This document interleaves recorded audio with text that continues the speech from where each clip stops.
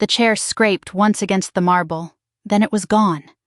My knees bent for the seat that was supposed to be there. It wasn't. My hand grabbed at air. The edge of the tablecloth slid past my fingers, and then my lower back hit the floor with a sound I felt more than heard. A flat, hollow crack that ran straight up my spine into the base of my skull. The chandelier light above me split into 3 chandeliers, then one again. For a second, nobody moved. Then the laughter started. It came from the back tables first, the ones near the bar, and rolled forward across the ballroom like something contagious. Somebody clapped twice. Over by the cake table, one of Gerald's old fishing buddies whooped and told the group around him that Linda had finally pulled off the stunt she'd been threatening all week. My mother stood exactly where the chair had been. One hand was still curled around its carved back. She wasn't laughing with the room. She was watching me the way a person watches a screen, waiting to see if the scene would resolve itself without her. "Get up, sweetheart," she said. "You're scaring your sister." I tried. My palms found the cold stone floor.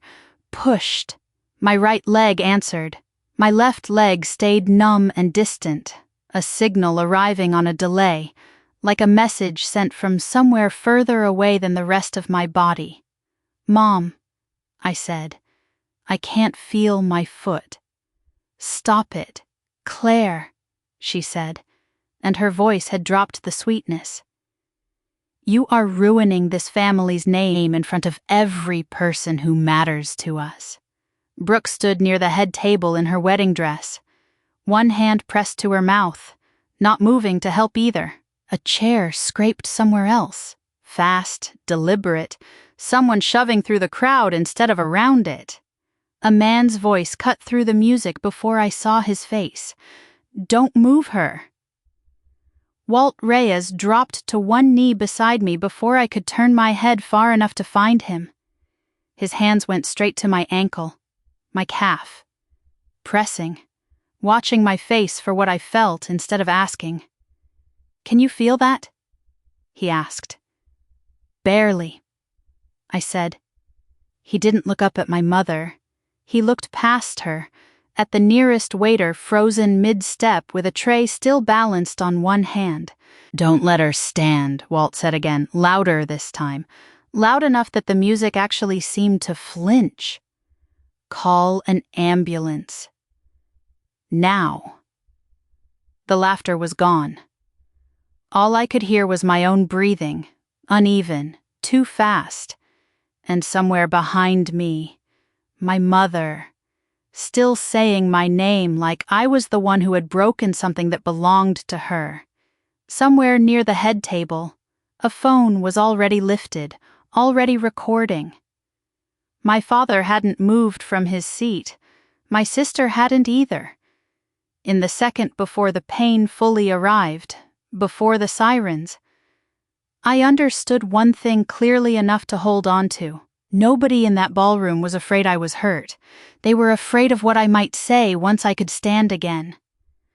Walt didn't move from my side, not even when my mother tried to step between him and the small crowd that had started to gather. "She's always been dramatic about her back," Linda said, loud enough for the nearest tables to hear. Her hands lifted in the same gesture she used to calm a room after an off-color toast. "Please, everyone, let's not let this interrupt the reception." Walt didn't look up. "Keep the wine coming if you want," he said. "Nobody's interrupting anything but this ambulance call." The word ambulance moved through the room faster than the music could cover it. I heard chairs scraping back, heels on marble, someone asking a question in a voice pitched for gossip instead of concern. Brooke appeared at the edge of my vision, mascara already running in 2 thin lines. Her bouquet still clutched against her stomach like she'd forgotten she was holding it. "Are you doing this on purpose?" she asked. "Are you seriously doing this at my wedding?" I looked up at her from the floor. I couldn't feel most of my left foot, and the question my sister chose to ask me was whether I was staging it. "I can't feel my foot." Brooke, I said, that's not a performance. Her face did something complicated, somewhere between fear and irritation. And then she looked past me at our mother instead of at me, the way she'd been looking past me her whole life for cues about how to feel. Someone crouched on my other side before I registered her arriving. Simone. She'd been 3 tables back as my +1, and she must have crossed the entire ballroom at a dead run because she was breathing hard, one hand already sliding under my shoulder blade, not lifting, just anchoring. "Don't touch her bag," Simone said sharply. And I realized my mother had reached for my clutch where it had fallen near the overturned chair. "I'm just keeping it safe," Linda said. "I'll hold on to her things." "No," I said, and made myself hold my mother's eyes while I said it, even flat on the floor. "Simone's got it." My mother's hand paused in the air. For 1 second, something flickered across her face that wasn't concern and wasn't quite anger either. It looked more like recalculation. Simone lifted the clutch and my phone from where they'd skidded under the table, tucked them into the inside pocket of her jacket without asking permission from anyone else in the room. She kept her other hand pressed flat against my sternum, not holding me down, just letting me feel that someone solid was there. "Talk to me," she said quietly, "just for me. Where's the pain worst? Lower back, hip. I can move my right leg fine. The left one feels like it belongs to somebody else." "Okay. Stay still. Walt's got you." Across the room. My father stood near the bar with a drink he wasn't drinking, watching the scene the way he watched storm coverage on the news, present but somehow already at a safe distance. He didn't cross the room. He didn't call my name. He watched Linda instead, waiting. I would understand much later, to see which version of events she was going to build first. The paramedics came through the ballroom doors carrying equipment that looked absurdly bright against the white tablecloths and the gold-rimmed plates. One knelt at my head. The other spoke quietly with Walt, who rattled off my old injury history like a man reading from a chart he'd memorized years ago.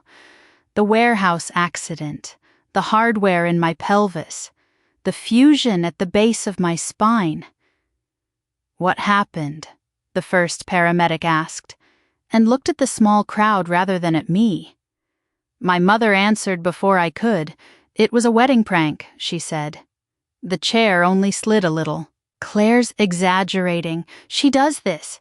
She pulled it completely out from under her," Simone said, flat and clear. I watched her do it. The paramedic's eyes moved between the two of them, then settled on me. "What do you remember?" he asked. I opened my mouth to answer, and pain shot up through my hip hard enough that the ceiling blurred again. Behind the paramedic's shoulder, I could see Brooke being folded into a circle of bridesmaids, already crying in earnest now, already being told, in soft, repeating voices, that it wasn't her fault, that accidents happened, that nobody could have known. Nobody had asked her to apologize yet. Nobody had asked her anything at all. The second paramedic fitted a cervical collar around my neck as a precaution, her hands quick and impersonal in a way I found strangely comforting. Every motion had a reason. Nobody in scrubs was performing for an audience. "We're going to log roll you onto the board," she said. "It's going to hurt for about 4 seconds, and then it's going to feel better than lying flat on marble. I promise." She was right on both counts.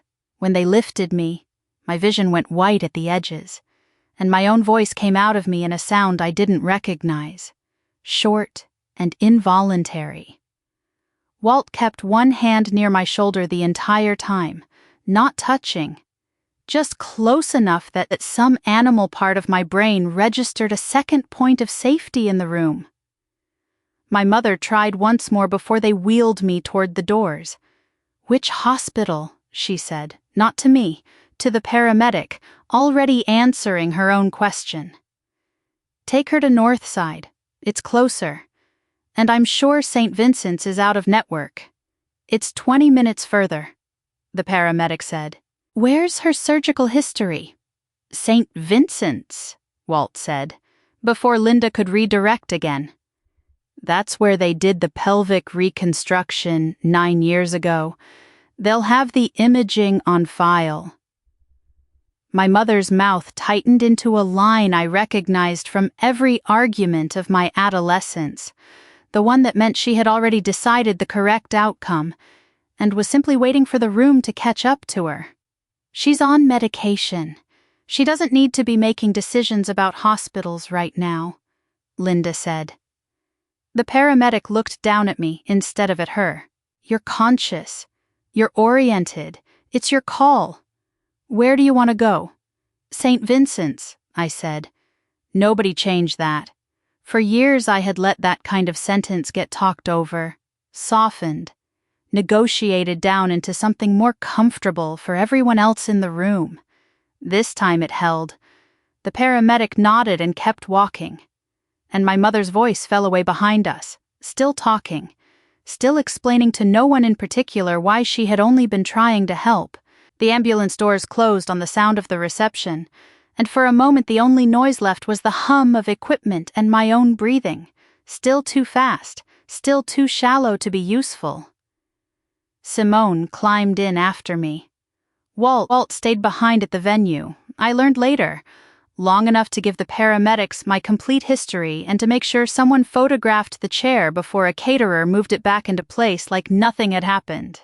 "I'm writing down what I remember," Simone said, phone already out, notes app open. "Tell me everything before the fall. Don't think about how it sounds. Just tell me." I closed my eyes. The motion of the vehicle made the pain pulse in waves that synced with my heartbeat. Hot and precise, radiating from a point just above my hip. "The photographer had me wearing a lapel mic for the live stream," I said. "For the relatives who couldn't make the trip. Dana told everyone at rehearsal it would stay live until her assistant physically switched it off." "Okay," Simone said. "Typing. What else?" "Brooke asked me if I was doing it on purpose." I said, my mind already sliding sideways under the medication they'd given me in the ambulance. "Before she asked if I was okay." "She asked that first." Simone's jaw tightened, but her hands kept moving across the screen, steady, methodical, the same way she filed exhibits at the firm, without letting her own reactions slow down the record. "And your dad?" she asked. "Where was he?" "By the bar. He didn't come over, not even once you were on the floor. Not even once." She wrote that down too, no commentary attached to it. And something about seeing it typed out flat and plain, instead of felt, made it worse and clearer at the same time. My mother was standing near Brooke before it happened. She had her hand on the back of the chair for a second, right before I sat down. I thought she was just steadying herself on it. Simone stopped typing. "Do you think she moved it?" "I don't know," I said, and it was the only honest answer I had. "I don't know yet." She didn't press.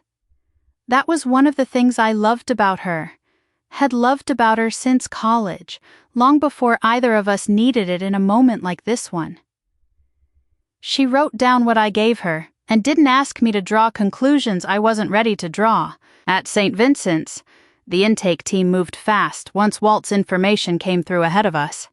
A name and a set of old scan numbers that let them skip straight to imaging instead of working from nothing.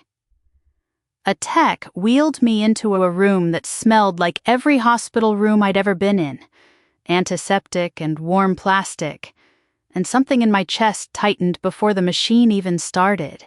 I'd spent 9 years trying not to remember the first time, the warehouse accident, The weeks flat on my back with my mother parked in the corner chair, a folder balanced on her knees like it had a job to do all its own. Every doctor who walked in got the same greeting from her before they'd even said my name. "Don't worry about a thing," she'd tell them. "I keep track of it all so she doesn't have to." Back then, I'd taken that for devotion, the way you take almost anything for devotion at 24, flat on your back, with no way yet to measure what devotion was quietly costing you. A doctor I hadn't met came in with the first images still warm off the machine, and behind her, my mother arrived at the same moment, trying to follow the gurney past the point where visitors were allowed. A nurse stepped into her path before she reached the curtain. "I'm her mother," Linda said, in a voice pitched for an audience that wasn't there. "She needs me." "Your daughter is an adult," the nurse said. "We need her permission before we share anything with you." "There's an authorization on file," my mother said, quickly now, the way she talked when she wanted a fact to sound more settled than it was. "From years ago, I've always been her contact." The nurse glanced at a tablet, scrolled, frowned slightly. "That authorization expired a long time ago," she said. "It would need to be renewed with her consent.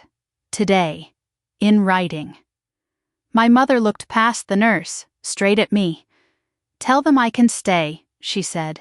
For one long second, the old instinct rose in my throat, the reflex trained into me across 2 decades of hospital corridors.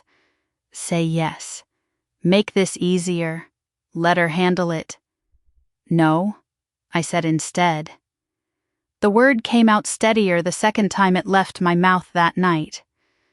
My mother's face didn't crumple the way it did in front of wedding guests. It went still, and something in her eyes recalculated, the way it had in the ballroom, like she was already drafting the version of this story she'd tell everyone else. "You're on pain medication," she said. "You shouldn't be making decisions like this alone." "I'm not alone," I said. "Simone is here, and I can still answer questions." The nurse closed the curtain gently between us, and through the thin fabric I heard my mother's heels on the linoleum, pacing rather than leaving. The sound of someone recalculating a plan rather than accepting a loss. Simone squeezed my hand once and didn't let go until the doctor came back holding the first scan up to the light. "There's a compression fracture at the 3rd lumbar vertebra," she said, her voice careful in the specific way doctors get careful right before the sentence that matters. "It's sitting directly above the hardware from your old fusion, and there's swelling pressing on the nerve roots that serve your left leg. We're going to need a full spine team consult tonight." "Will I need surgery?" I asked. "That's what the team is going to determine," she said, and didn't offer me a comforting lie in place of an answer. I respected her for that, even as the fear settled into my chest like something with weight of its own. The spine surgeon arrived a little after midnight, still in scrubs from an earlier case, and pulled up my scans on a monitor bolted to the wall across from my bed. "The fracture has made the level just above your old fusion unstable," she said. "There's swelling pressing against the nerve roots on your left side, which explains the numbness and the weakness. If we wait, that instability could shift further and cause more damage. If we extend the fusion now and relieve the pressure, we have a much better chance of getting function back." "How much function?" I asked. "That's what we're trying to protect," she said, which wasn't an answer so much as an honest refusal to promise one. I asked about infection risk, about recovery time, about whether surgery would eliminate the pain completely. She answered every question without softening it into something easier to hear. And somewhere in the middle of that conversation, I understood that this was the first time in 9 years a doctor had spoken to me about my own spine, as though I were the only person in the room who needed to understand it. Simone wrote down every answer on the same running list she'd started in the ambulance. My mother called 3 times during the consult. Simone silenced the phone without reading a single message aloud. "What happens if I just wait?" I asked. "If I don't do this tonight?" "The weakness could improve on its own," the surgeon said. "But the instability makes that unlikely. And another shift could cost you more than we're looking at right now. I won't pretend that's not a real option. I'm telling you it's the riskier one." I appreciated the honesty even as it frightened me more than a comfortable lie would have. For 9 years, my mother had held up my ability to work, to walk into a warehouse job at all, as quiet proof that the old injury no longer mattered, that I had recovered, that the accident was a closed chapter she'd successfully managed on my behalf. This surgeon was describing something truer. I had built an entire functional life balanced on a structure that had never fully healed, and one pulled chair had been enough to knock it off center. "Do you have someone who can be here for the procedure?" the surgeon asked, glancing at Simone. "She's my someone," I said. And Simone didn't look up from her notes. But I saw her jaw tighten again, this time not from anger. When the surgeon left to prep the surgical team, the room went quiet in a way that let the last 9 years catch up to me all at once. I'd been 24 the first time, working a warehouse shift to cover rent between jobs while I finished my accounting certification. A pallet rack had given way 2 aisles over, and by the time the noise reached me, it was already too late to move far enough. I remembered the sound more than the pain, a groan of metal loud enough to feel in my teeth.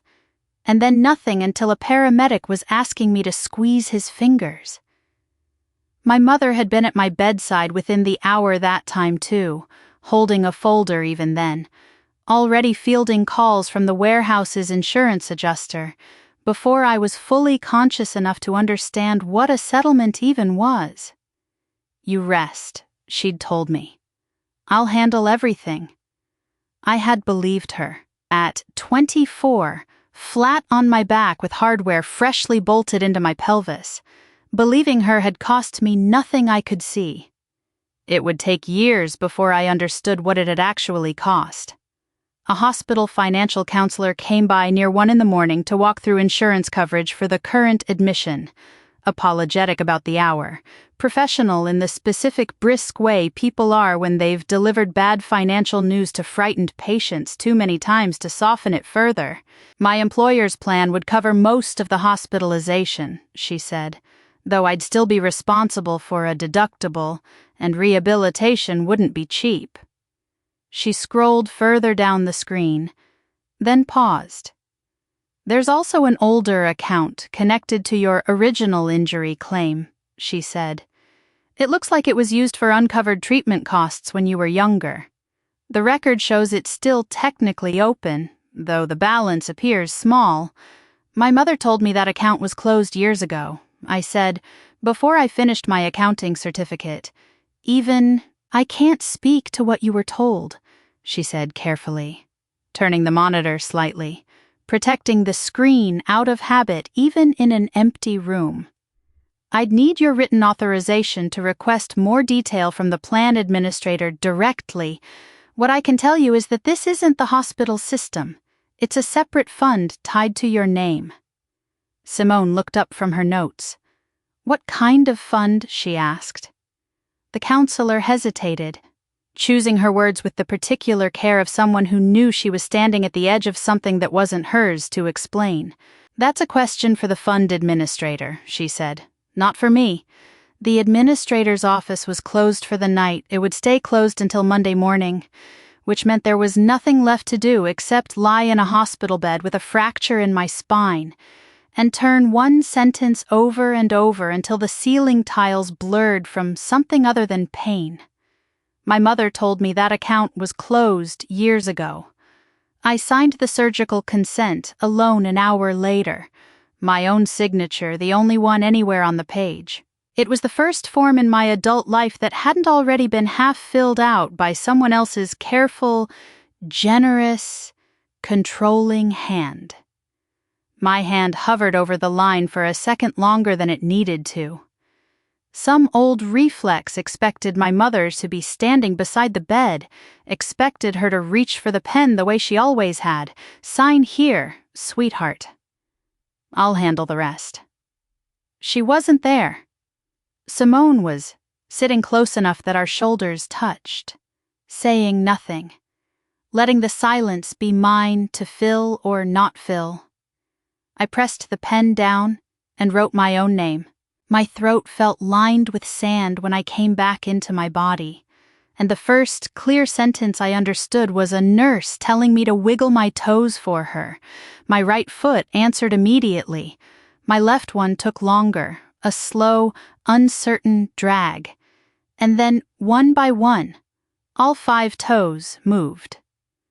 Relief crossed the nurse's face fast enough that I understood, in a way I hadn't let myself think about directly. How uncertain the outcome had actually been going in. Simone was in the chair by the window, my phone charging on the little table beside her, still wearing the jeans and sweatshirt someone from her apartment had dropped off sometime in the night. She'd changed out of her bridesmaid dress at some point without me noticing the moment it happened. "What time is it?" I asked. How much did I miss? "Just past 4. She said. "You've been under about 3 hours. The surgeon says everything went the way it was supposed to." I wanted to feel something bigger than relief, but even that small A reaction pulled against the incision along my lower back, and I settled for breathing through it instead. "Did she try to come back?" I asked. I didn't have to say who. She called the nurse's station 4 times, told the front desk you were being isolated from your family while medicated. Simone lifted one shoulder in something close to a shrug. That was fast. She's had practice. I wanted to laugh and couldn't quite manage it. "Brooke put something up too," Simone said, choosing her next words slowly. A short caption about the reception getting cut short by a health scare. No chair. No mention of anyone pulling anything. "Save it," I said. "Don't respond. I wasn't going to." She said, "I meant me." I understood what she meant. I'd spent most of my career teaching other people not to react before facts were preserved, and even flat on my back with a fresh incision.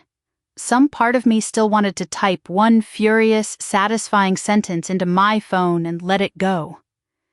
Simone moved the phone farther out of my reach without being asked, which was its own kind of answer. Walt came by that afternoon. No flowers, no small talk, the kind of quiet that meant he'd rehearsed what he wanted to say and still hadn't found an easy way into it. He pulled a chair close to the bed instead of standing at the foot of it. "There's something I need to tell you," he said. "It's about your mother, and about a document that landed on my desk 2 weeks back." Simone asked if she should step out.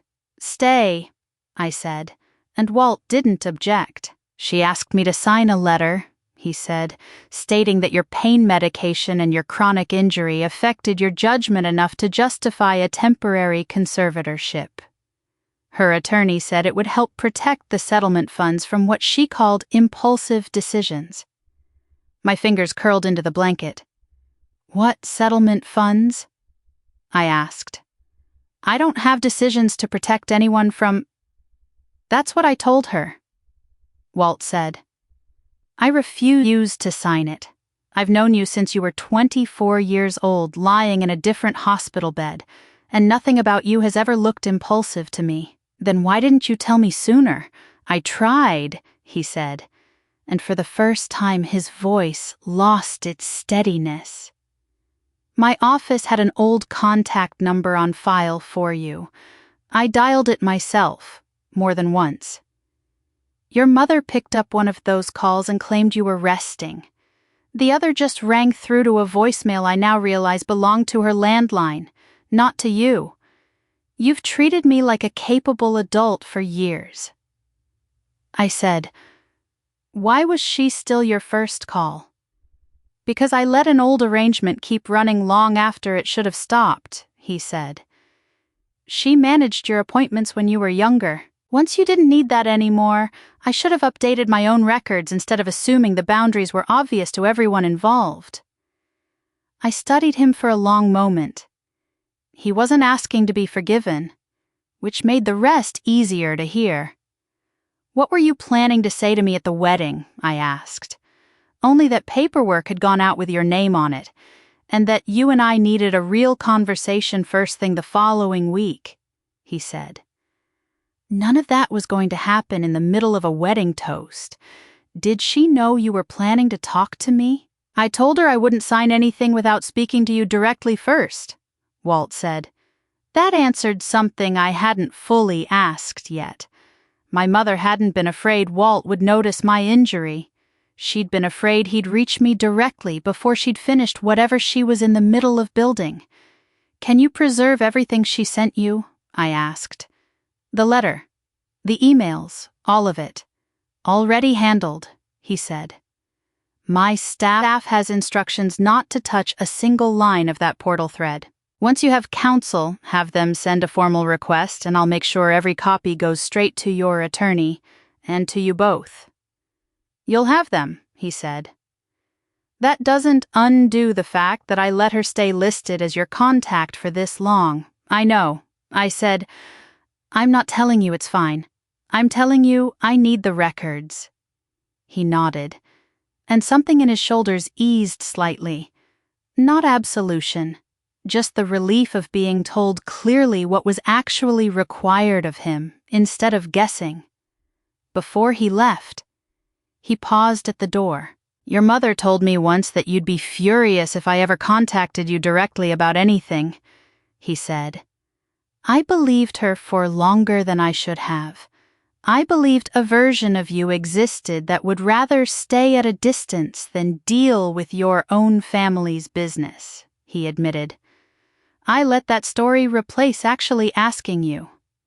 I didn't tell him it was fine. Accountability didn't require me to make forgiveness easier for him.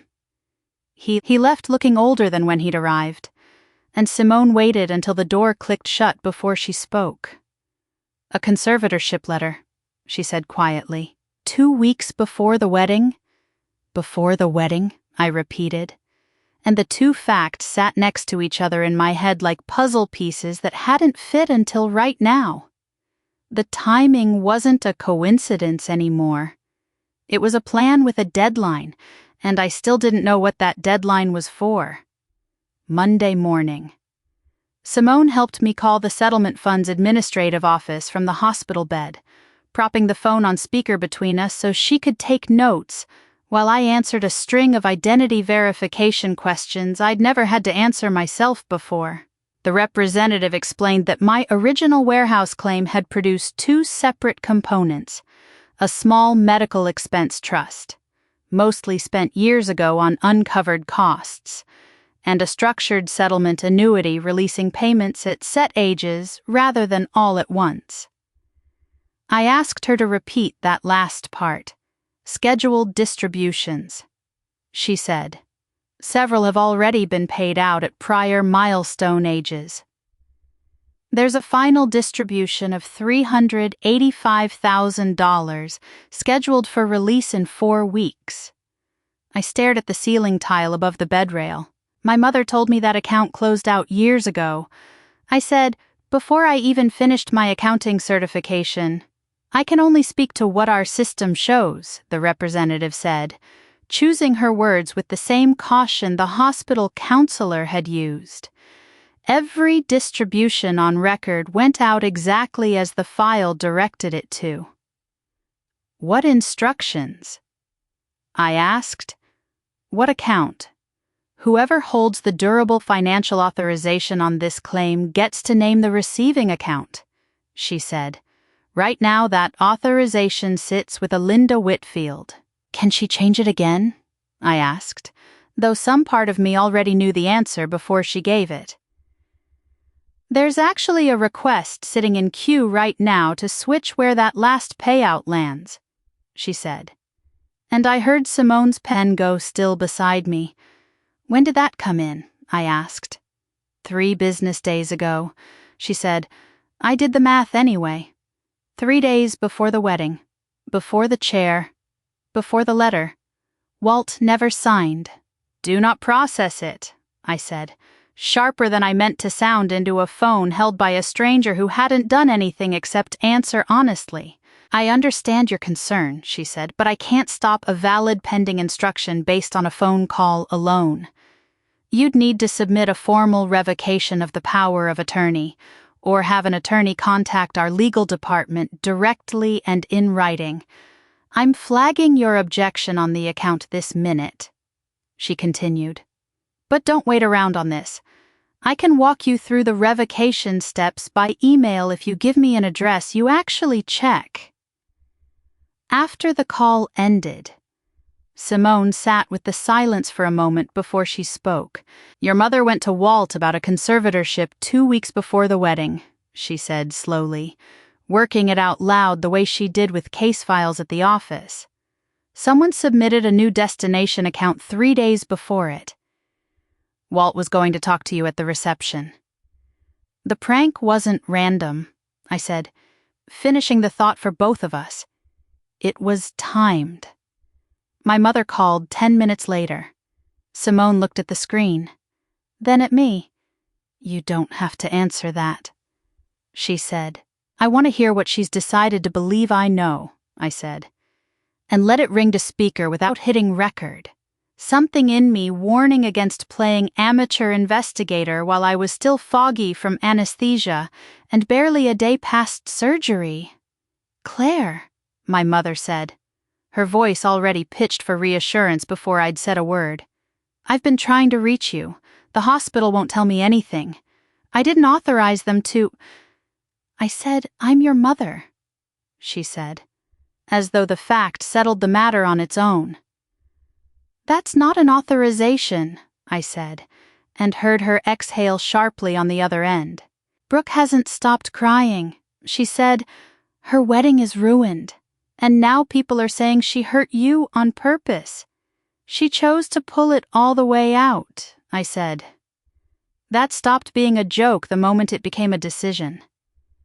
Her voice dropped into the register she always used right before a request, warm at the edges, deliberate underneath. "I just want your bills taken care of while you heal," she said. "You're not exactly clear-headed on those pills. This is not the moment for you to be steering money around. Then tell me why there's a final annuity payment due next month," I said. The silence on the line lasted long enough that I could hear the faint hum of a television somewhere in her house. "Who told you that?" she finally asked, her voice gone flat and careful. "You shouldn't be calling financial offices in your condition." "That's not an answer," I said. "That money was never meant for just you," she said, her voice rising now. "This whole household bled for what happened to you. Your father picked up extra shifts for years so we could keep the lights on. Don't you dare shrink all of that down to a single number on a statement. Do not submit another instruction using my name," I said. "You're confused right now," she said.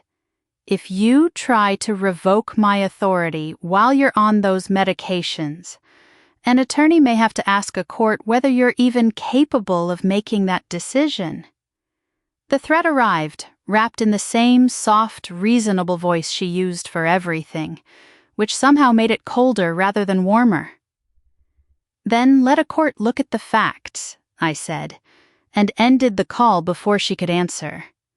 Simone forwarded her call notes to my inbox without needing to be asked twice. Lying there afterward, I finally saw the actual shape of my mother's method, clear for the first time in decades.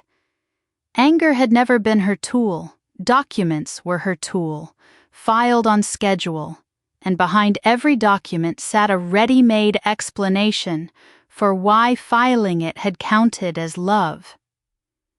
I lay back and let the fluorescent light blur for a second.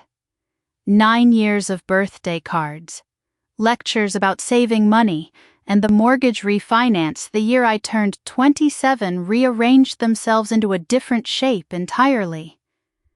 "You're doing the thing," Simone said gently, "where you go quiet and start recalculating your whole childhood in real time. I might need a minute for that." I said, "Take the minute," she said. "Then we call someone who actually does this for a living. We're good at documenting things. We're not qualified to fight a power of attorney on our own."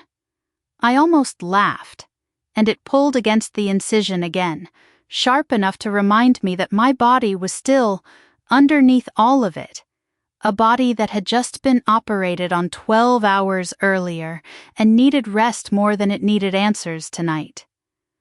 "Tomorrow," I said. "I'll find a lawyer tomorrow." The short caption Simone had warned me about turned out to be a preview. 2 days after the wedding, while I was still 3 floors above the parking garage in a bed I hadn't chosen and couldn't yet leave on my own, Brooke posted a fully edited video. Someone had cut the footage carefully, starting the clip only once I was already down on the marble. It showed Brooke crying, surrounded by bridesmaids who kept telling her it wasn't her fault. It showed me raising my voice at my mother when she tried to answer a paramedic's question on my behalf. It showed the stretcher moving toward the doors. It did not show the chair being pulled, or Walt's warning, or my mother telling me to stand up before the ambulance had even arrived. An innocent wedding prank became something my sister never expected. The caption read, "Because our family has always struggled with how my recovery affects everyone around me." By evening, relatives I hadn't heard from in years were suddenly in my messages. One aunt urged me to work things out quietly before I torched Brooke's marriage in its first week. A cousin wanted to know if I was seriously going after a small business that paid real wages to real employees. Another relative reminded me, unprompted, that Mom and Dad had given up everything for my sake and deserved thanks. Not a lawsuit. I read each message exactly once, then forwarded a screenshot to my own email folder and closed the app. Simone watched me set the phone face down on the tray table. "I'd have thrown my phone across the room by now," she said. "I'm imagining several replies," I said. "That's different from sending them."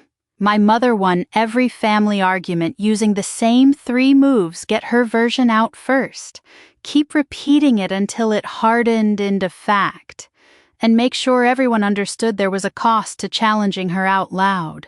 She never needed the whole family convinced. A quiet majority was enough to make the rest choose silence over risk. One message stood apart from the rest. My father's older sister, an aunt I'd always liked more than the others, wrote a single line. "I heard Walt Reyes was the one who called the ambulance. That doesn't sound like a joke gone wrong to me." I didn't answer her either. Not yet. But I saved that one in a different folder than the rest. A company account I didn't recognize replied to Brooke's post publicly a few hours later, tagging the venue and thanking guests for their discretion regarding the incident. Careful corporate language that made the whole thing sound like a spill on a dance floor rather than a woman being carried out on a stretcher. I recognized the account eventually. It belonged to my parents' company. Simone caught me staring at it. "What?" she asked. "Nothing," I said, just noting who decided this needed a press strategy. She didn't ask what I meant by that, though I could see her filing it away the same way she filed everything, without comment, for later. A physical therapist came by that afternoon to begin the slow, humiliating work of teaching my body how to move again, without twisting the new hardware in my spine.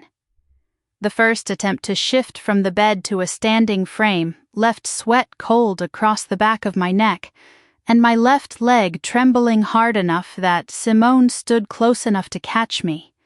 hands hovering, not touching until I asked, "I've got this," I said, both hands locked on the frame. "Or you tip right over," she said. "I'm not going to tip over. You almost did yesterday, going for your bag off the nightstand. And you covered it fast because you hated the idea of a nurse walking you to the bathroom." I gripped the frame harder than necessary. All my life, my mother had turned assistance into authority. She'd driven me to therapy after the first accident and used that to speak for me in every appointment since. She'd handled the bills and used that to control what I believed about money. She'd sat beside my hospital bed at 24 and used that, 9 years later, to claim part of a settlement I hadn't even known still existed. "Stand on my left," I said finally. "Not because I need rescuing, because it's the smart move. And I'd rather say that out loud than fake my way through it." She repositioned herself without a word. "When I tell you hands off, that means hands off," I said. "And when I ask you for something, just do it. No follow-up questions about why I waited so long to ask." A tired half-smile crossed her face. "Harder rule than it sounds," she said. "Deal anyway." I took 3 slow steps toward the window and back. Making a healthier choice about accepting help didn't make the pain vanish. My knees kept threatening to buckle, and the new hardware in my back stayed locked and unyielding the whole way. Still, I made it to the chair by the window without going down, and before I lowered myself into it, some new and already permanent instinct made me reach out first and press my palm flat against the seat. Then the backrest, then check the angle of the legs against the floor. Simone didn't ask why. She'd been in the ballroom. She already knew. Later that evening, once the room had gone quiet and the hallway lights had dimmed to their overnight setting, I asked her the question I'd been avoiding all day. "Do you think Brooke knew?" I asked, before she pulled it. Simone considered the question longer than I expected, turning it over the way she turned over evidence at work before committing to a read on it. "I think she knew enough to ask what would happen if you got hurt," Simone said finally. "I don't think she knew everything your mother had planned around it.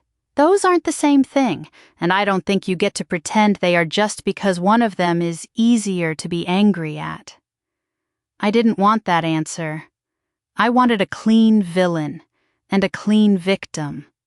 One person who'd engineered the whole thing and one person who'd merely gotten swept along by it. Neither of us had ever been allowed that kind of simplicity, and I was starting to think that was no accident.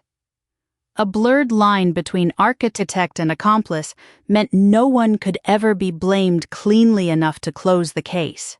Discharge came 4 days later, faster than I expected and slower than I wanted, on a morning bright enough that the light through the hospital window made my eyes ache before anything else in my body had a chance to.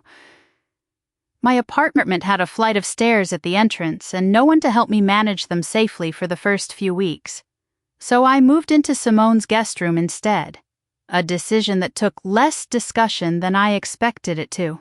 She'd already cleared a shelf in the bathroom and moved a folding cushion into the passenger seat of her car before I'd finished signing the discharge paperwork. I used a walker for short distances that first week, and Simone drove me to every physical therapy appointment without once mentioning that she was rearranging her own work schedule to do it. I noticed anyway. I noticed the way she stopped taking calls during my sessions, the way she'd learned the names of my exercises faster than I had, the quiet, unglamorous consistency of someone who had decided to show up and then simply kept doing it, day after day, without asking for credit.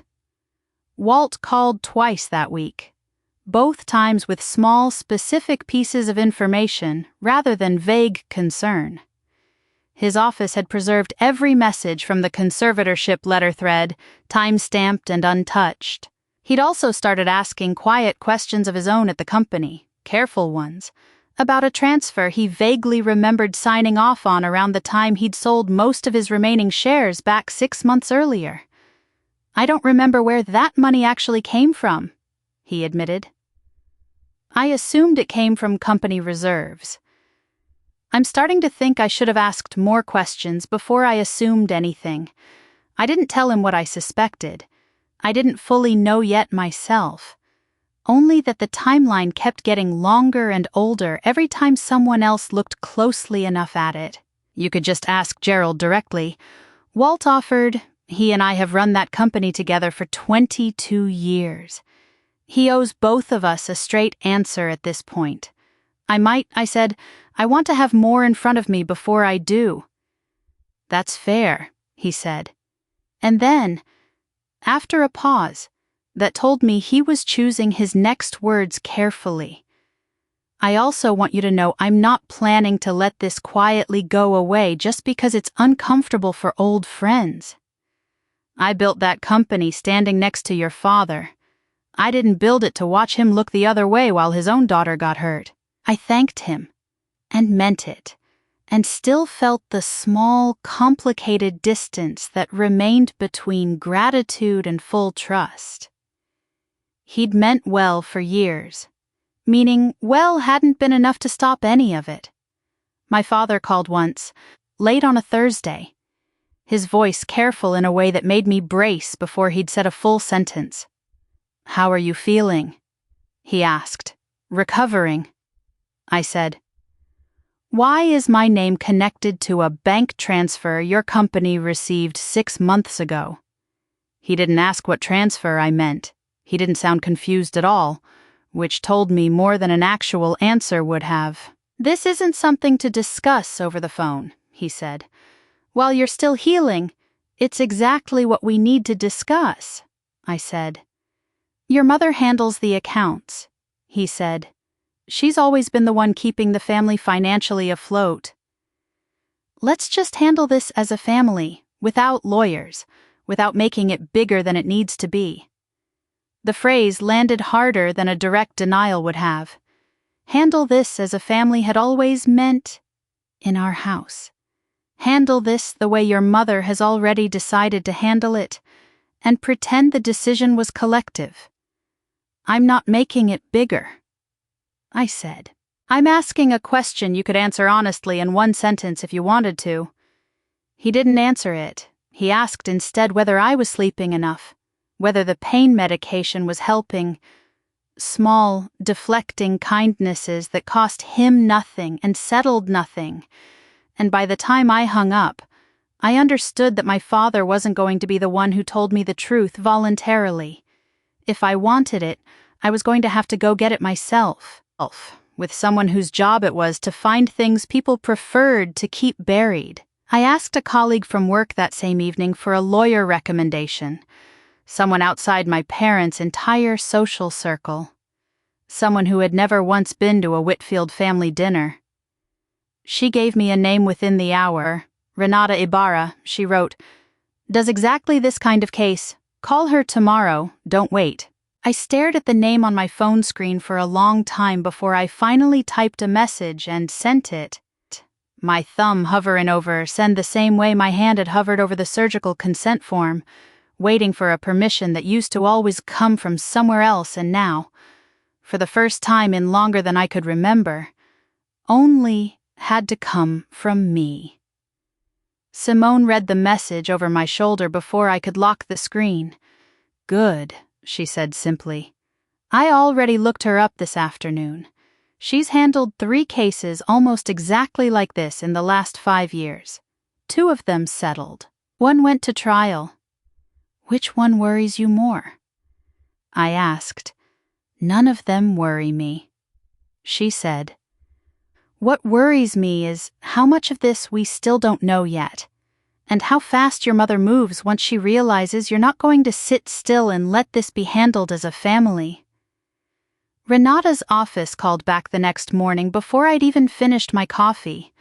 offering an appointment for that same week. I wrote the date on the back of my hand with a pen from Simone's kitchen drawer, an old habit from years of appointments I couldn't afford to forget, and looked at it for a long moment before pulling my sleeve down over it.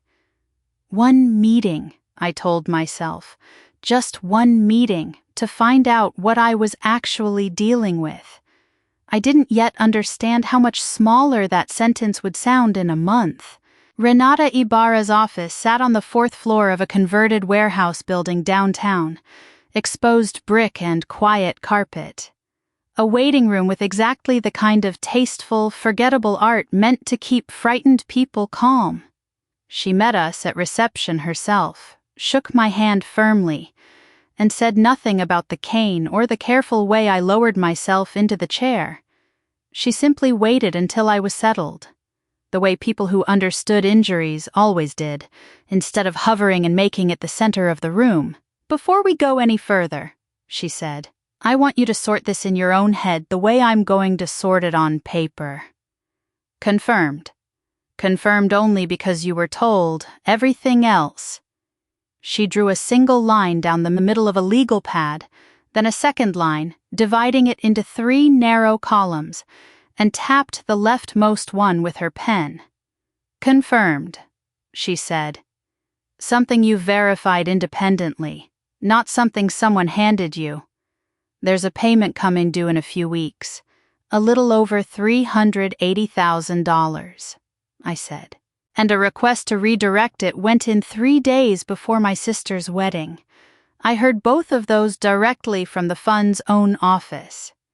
She logged both under the first heading, "Unhurried." "I signed something when I was 19, in a hospital bed, mid-recovery from the first accident." I said, "I don't actually remember what it said. That's category 2, she said, moving her pen to the middle column. "You were told what it meant. You never confirmed it yourself, for years. My mother's been drawing money out of that fund without telling me it existed."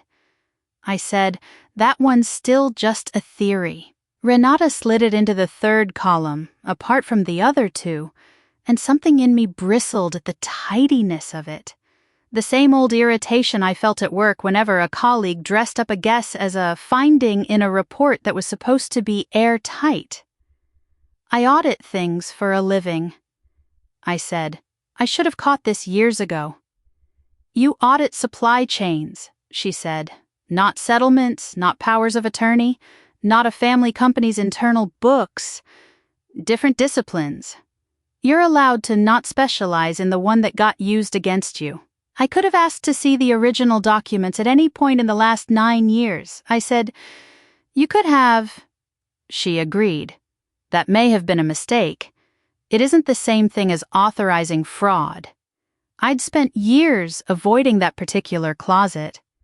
Quite literally, in one case, a storage box still unopened because everything inside it belonged to a stretch of my life when I couldn't shower alone, couldn't sleep without medication, couldn't cross a room without someone timing me. Renata walked me through the mechanics without any legal jargon standing between us. Nothing was stopping me from pulling the authorization tonight, since no judge had ever ruled me incompetent to manage my own affairs. Word of that revocation would have to reach every place still leaning on the old paperwork. The fund's office, the bank, Walt's practice. On top of that, she'd fire off letters demanding nobody quietly touch a record once they caught wind that someone was finally checking. "Can we freeze everything?" I asked. "All of it. Right now." "No," she said. "And we shouldn't ask for more than the evidence can currently support. We protect the upcoming payment first. We preserve the records, we trace the older transactions, then we decide what the full picture actually justifies." That kind of caution earned more of my trust than any bold promise of a fast win ever could have. My mother had built her whole life around moving quickly and sounding certain, betting that speed alone would keep anyone from catching up to her. Renata, by contrast, carried herself like someone who had spent a career watching people exactly like my mother lose, eventually, in ways that were slow and permanent. My phone buzzed while we were still in the meeting. An email from the fund administrator, marked urgent. Renata read it over my shoulder, her expression sharpening in a way I hadn't seen from her yet. "That redirect request just got updated this morning," she said quietly. "Different bank details this time, plus a brand new document insisting the authorization still stands and that you personally approved the switch over the phone. I never gave verbal approval for anything." I said, "I believe you," Renata said, "which means someone is moving fast enough to fabricate consent rather than wait for a real conversation with you."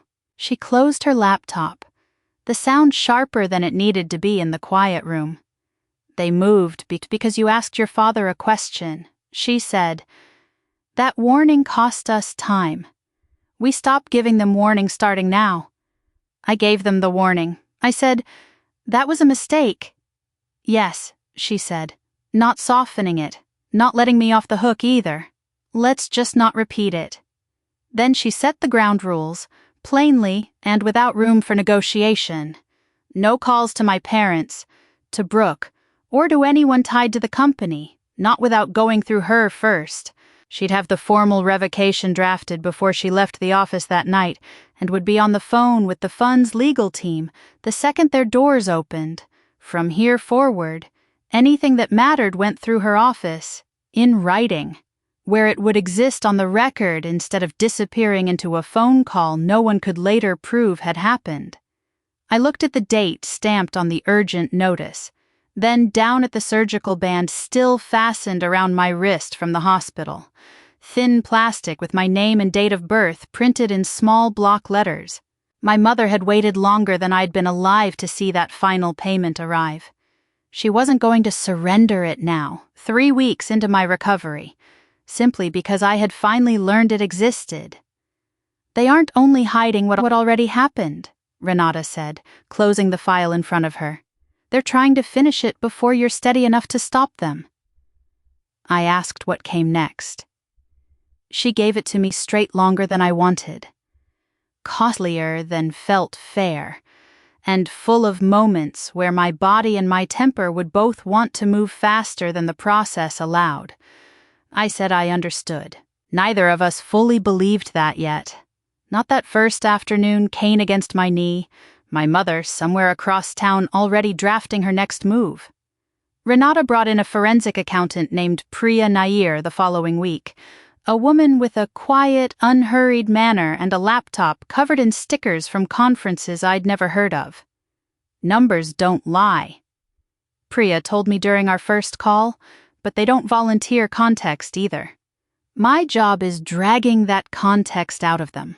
She started with the annuities payment history, cross-referencing dates against public records, tax filings for Whitfield restoration and roofing, and anything else she could pull without a subpoena yet. It took her 4 days to build what she called a rough skeleton. She walked me through it on a video call, sharing her screen, a spreadsheet with dozens of rows color-coded by year. Your 27th birthday, a distribution posts on the 14th, she said.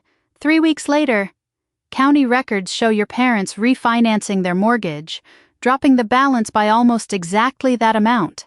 I remember that year, I said. She told us Dad's overtime got cut and they were drowning. Priya scrolled further. Your 30th birthday, another distribution, 6 weeks after that. Brooke's university tuition account shows a lump payment that clears her balance for the semester. I sat with that for a moment, the two facts refusing to arrange themselves into anything except exactly what they looked like. There's also a business equipment loan 5 years back. Priya continued. 2 new trucks, a trailer, some specialized roofing equipment. The down payment on that loan came in 9 days after a scheduled distribution posted to an account linked to the power of attorney. None of this had involved theft in a single dramatic afternoon. It had involved patience, spread out across nearly a decade, each individual transfer small enough to look like ordinary family generosity, until someone finally lined them all up next to each other and saw the pattern they made together. I thought I grew up in a house that struggled financially because of what happened to me. I said, because my care cost so much. You grew up in a house that used your money to look like it was struggling less than it actually was, Priya said. Not unkindly, just precisely, the way she seemed to say everything. I asked her the question I'd been circling since the first call with the annuity administrator. What about 6 months ago, right before the wedding? She was quiet for a second, clicking through another tab. I'm still working that transaction, she said. It's larger than the others, and it doesn't match the pattern of household expenses. Give me a few more days. A few more days turned out to be 3. Priya called on a Tuesday evening, her voice carrying an edge I hadn't heard from her before. Careful excitement layered over caution. I found where the big one went, she said. $92,000. Moved from an account under the financial power of attorney into the company's operating account. 6 months and 11 days before the wedding. What was it for? I asked. Though some part of me had already started assembling an answer I didn't want. The company used it to buy out the remaining ownership stake belonging to a Walter Reyes, she said. Your father's business partner. I sat with the phone against my ear for a long moment, thinking about Walt kneeling on the ballroom floor, thinking about the letter he'd refused to sign, thinking about the version of events where he was simply a decent man who happened to be standing nearby when everything fell apart. He doesn't know, I said finally. He told me himself he wasn't sure where that money came from. He may not. Priya said. That doesn't change what the transfer shows. Someone needed his shares gone, and they needed it done before this wedding, using money that was never theirs to spend. I asked her whether the buyout had anything to do with the wedding itself, whether the two events were connected or just badly timed. I can't answer that from a spreadsheet, she said. What I can tell you is the venue for the reception belongs to a client of Whitfield Restoration and Roofing, and the contract for that event was signed roughly 2 weeks after the buyout closed. Whether that's a coincidence is a question for people, not numbers. After we hung up, I sat in Simone's kitchen with the laptop still open in front of me, the spreadsheet glowing on the screen like something radioactive. Simone read over my shoulder, tracing the highlighted rows with one finger. She used your money to buy her old friend out of his own company, Simone said slowly, and then threw a wedding at the venue that friendship apparently bought her family into. I don't think it's that simple, I said, though even as I said it, I wasn't sure I believed my own caution anymore. It rarely is with her, Simone said. That's sort of the point. I thought about my mother's voice on the phone days earlier. Steady and certain, insisting the money had always belonged to the whole family because the whole family had suffered. I thought about Walt kneeling on the marble, giving the paramedics my surgical history from memory, a man who had spent his own savings building something alongside my father for over 2 decades, without once imagining that a piece of it had been quietly purchased out from under him with someone else's blood money. Renata's going to want this documented formally. I said, bank records, the loan paperwork, everything. I'll send her my full report tomorrow, Priya said before we'd ended the call. In the meantime, don't say anything to Walt. If he starts asking his own questions before the paperwork is locked down, whoever built this will have time to build a story around it. I understood the logic even as it cost me something to accept it. Walt had been kind to me in a hospital room when almost no one else in my family had managed even that much. And now I was going to sit on information that concerned him directly, simply because the timing of telling him mattered more than the comfort of telling him at all. Simone closed the laptop gently once I'd read the same 3 rows for the 4th time. "You can't fix 9 years of this in one night," she said. "Go to bed. Priya will still have the same numbers in the morning." Renata scheduled the meeting with my father for a Friday afternoon, in a small conference room with a table too large for the number of people using it. He arrived alone, without a lawyer of his own, which Renata warned me beforehand might mean one of 2 things: either genuine confidence that he had nothing to hide, or a stubborn refusal to admit he needed protecting from his own family. I didn't know which version of my father would walk through the door until he actually did. He'd lost weight since the wedding, enough that his shirt collar gapped at the neck, and he carried a folder under one arm that he set on the table without opening it right away. "I want this resolved before it turns into something none of us can walk back from," he said. It turned into that the moment $92,000 of my settlement money bought out Walt's company shares without my knowledge. I said. He flinched, but he didn't deny it, which told me more than a denial would have. "I signed some of those transfers," he admitted.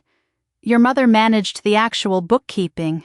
I trusted that whatever she used the funds for was connected to your care, or to keeping the household running. Buying out your business partner is connected to my care. How, exactly?" I asked. He looked down at the folder instead of answering directly. "That was a mistake," he finally said. "I should have asked more questions before I signed anything. A mistake is approving the wrong invoice once," Renata said, speaking for the first time since introductions. This happened repeatedly, over years, always benefiting the same company you co-own. That's not an accounting error. That's a pattern. He opened the folder then, sliding a single typed page across the table. It was a statement, drafted with the careful, lawyerly phrasing of something meant to be read aloud in exactly one specific setting, accepting responsibility for signing the transfers while describing my mother as someone who had simply handled routine paperwork without fully understanding where the money originated. Renata read it twice before setting it down. "This document says you made the decisions, and she executed them in good faith," she said. "That's the opposite of what the records show." "I signed the transfers," he said. "She told me what they were for. She held the power of attorney," Renata said. "She controlled the account logins, the online banking access, and the correspondence with the fund. Your statement asks us to believe she operated in the dark on decisions where she held every key to the room." "She's my wife," he said, his voice rising slightly for the first time. "I'm trying to keep this from destroying her." "Then answer me one question honestly," I said. "Who asked Walt to sign a letter supporting a conservatorship against me?" His eyes moved briefly toward Renata, then back to the table. "I don't know," he said. "Who told Brooke that money in the company accounts belonged to the whole family? Your mother talks to both of you about sacrifice," he said. "That's not the same as me knowing every conversation. Who requested the new destination account 3 days before the wedding?" "I didn't," he said. "Then who did?" He was quiet long enough that the silence answered for him. I closed my eyes for a second. Not out of anger exactly, more out of a tired, familiar disappointment. The specific kind reserved for watching someone confirm a suspicion you'd hoped, right up until the last second, would turn out to be wrong. "I'm trying to protect her from consequences she can't survive," he said finally. "She believed she was holding this family together. That's the truth as she understands it." I asked what you knew. I said, "Not what she believes." For the first time since he'd walked in, something in his face changed. The tired, deflecting father dissolving into someone harder, someone who had clearly made calculations of his own for a very long time. I knew the money made things easier for us, he said. I chose not to ask exactly how much easier, or where it came from beyond the general idea that it was ours to use. You saw my name on the accounts. I said, yes. And you understood what that meant. He took long enough to answer that Renata's pen had already stopped moving by the time he finally said it. Yes, he said. I understood. The word landed differently than his earlier hedging had. It ended whatever small fantasy I'd been quietly nursing since the ambulance doors closed. The one where my father had simply been careless, distracted, a bystander swept along by a wife too forceful to argue with. Careless men didn't understand. He had... Renata slid a legal pad toward him. If you want to help your daughter and yourself, she said, this is what cooperation actually looks like. Not a statement written to protect your wife's version of events. A full accounting, in your own words, of every transfer you signed and what you were told about each one at the time. He stared at the pad without touching it. And if I don't, then the documents speak for themselves, Renata said, without heat, without threat, simply stating a fact the way she stated most things. They're not particularly kind to you either way. They're considerably less kind if you spend the next few months helping construct a story that doesn't match them. He pushed the folder toward the center of the table, the drafted statement still sitting on top, untouched and now clearly useless.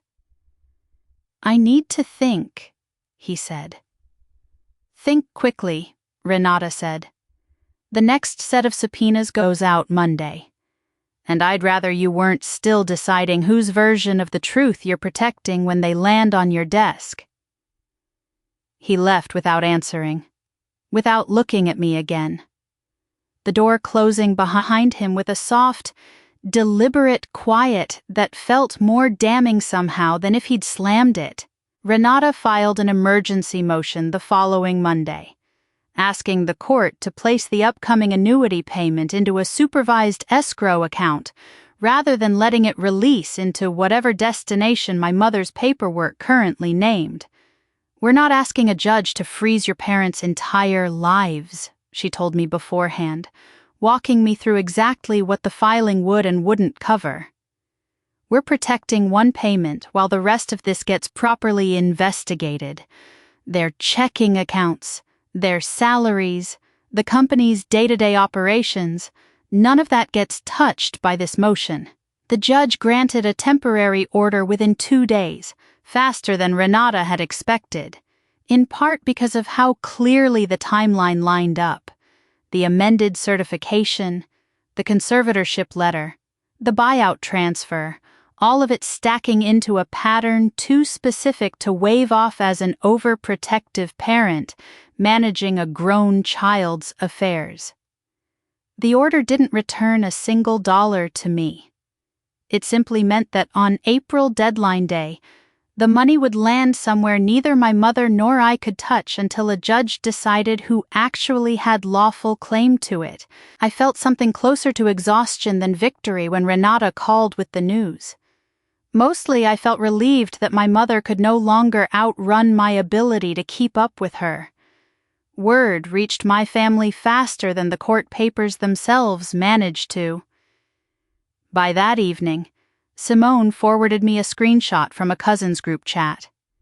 My mother had told at least 4 relatives that the court had frozen every account she and my father owned, that they couldn't buy groceries, that I had effectively left them destitute out of spite, dressed up as justice. She posted a photo an hour later, Simone said, turning her phone toward me. The photo showed my mother standing beside a shopping cart loaded with flowers, 2 bottles of wine, and enough food for what looked like a dinner party rather than a family surviving on nothing. She never lets a good exaggeration go to waste, I said, and something in my own voice surprised me.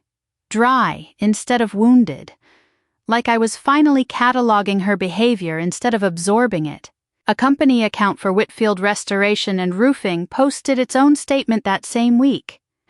thanking loyal customers for their continued trust during what it called a challenging personal season for the family. Careful language that made the entire situation sound like a minor scheduling delay, rather than a court supervising nearly $400,000. Brooke reposted it with a single crying emoji and no caption of her own. Walt called me directly after seeing it. "I still don't fully understand what's happening," he said, "but I know a controlled statement when I see one. And that wasn't grief. That was messaging." I told him what I could. Carefully. Staying inside the boundaries Renata had drawn for me. "There's an active investigation into some company transactions," I said. "I can't say more than that right now. And I need you to hear that from me instead of from a headline eventually." He was quiet for a moment. "Does it touch me directly?" he asked. "Financially, I mean, I don't know yet," I said, which was true, and which was also the most honest thing I'd said to him since the wedding. "Then I'll wait," he said. "But I'm not going to pretend I didn't ask, and I'm not going to pretend I'm not worried about what the answer might turn out to be." "Fair enough," I said. "You've always been straight with me," he added, "even before any of this. That still counts for something on my end. It counted for something on mine, too, though I didn't say so out loud. Not yet. Not while so much of what connected us still ran through a company neither of us fully controlled anymore. After we hung up, Simone found me still staring at the shopping cart photo, the wine bottles catching the fluorescent grocery store light at an angle that made them look almost cheerful. "She's very good at this," Simone said quietly, meaning something larger than the photograph, meaning the entire architecture of a woman who had spent decades making other people doubt what they'd witnessed with their own eyes. "She's had a lot of practice," I said, and closed the app before I could look at it again. That night I dreamed, not for the first time since the wedding, about the sound the chair made scraping against the marble. In the dream I turned around fast enough to catch her hand still on the backrest, and she looked at me the way she'd looked at me in the ballroom, waiting to see which version of the story I was going to accept. I woke up before anything else happened, my back aching in the specific place where the new hardware sat, and lay in the dark, going over the shopping cart photo again in my mind. The wine, the flowers, the practiced ease of a woman who had never once, in my entire life, looked genuinely frightened of consequences.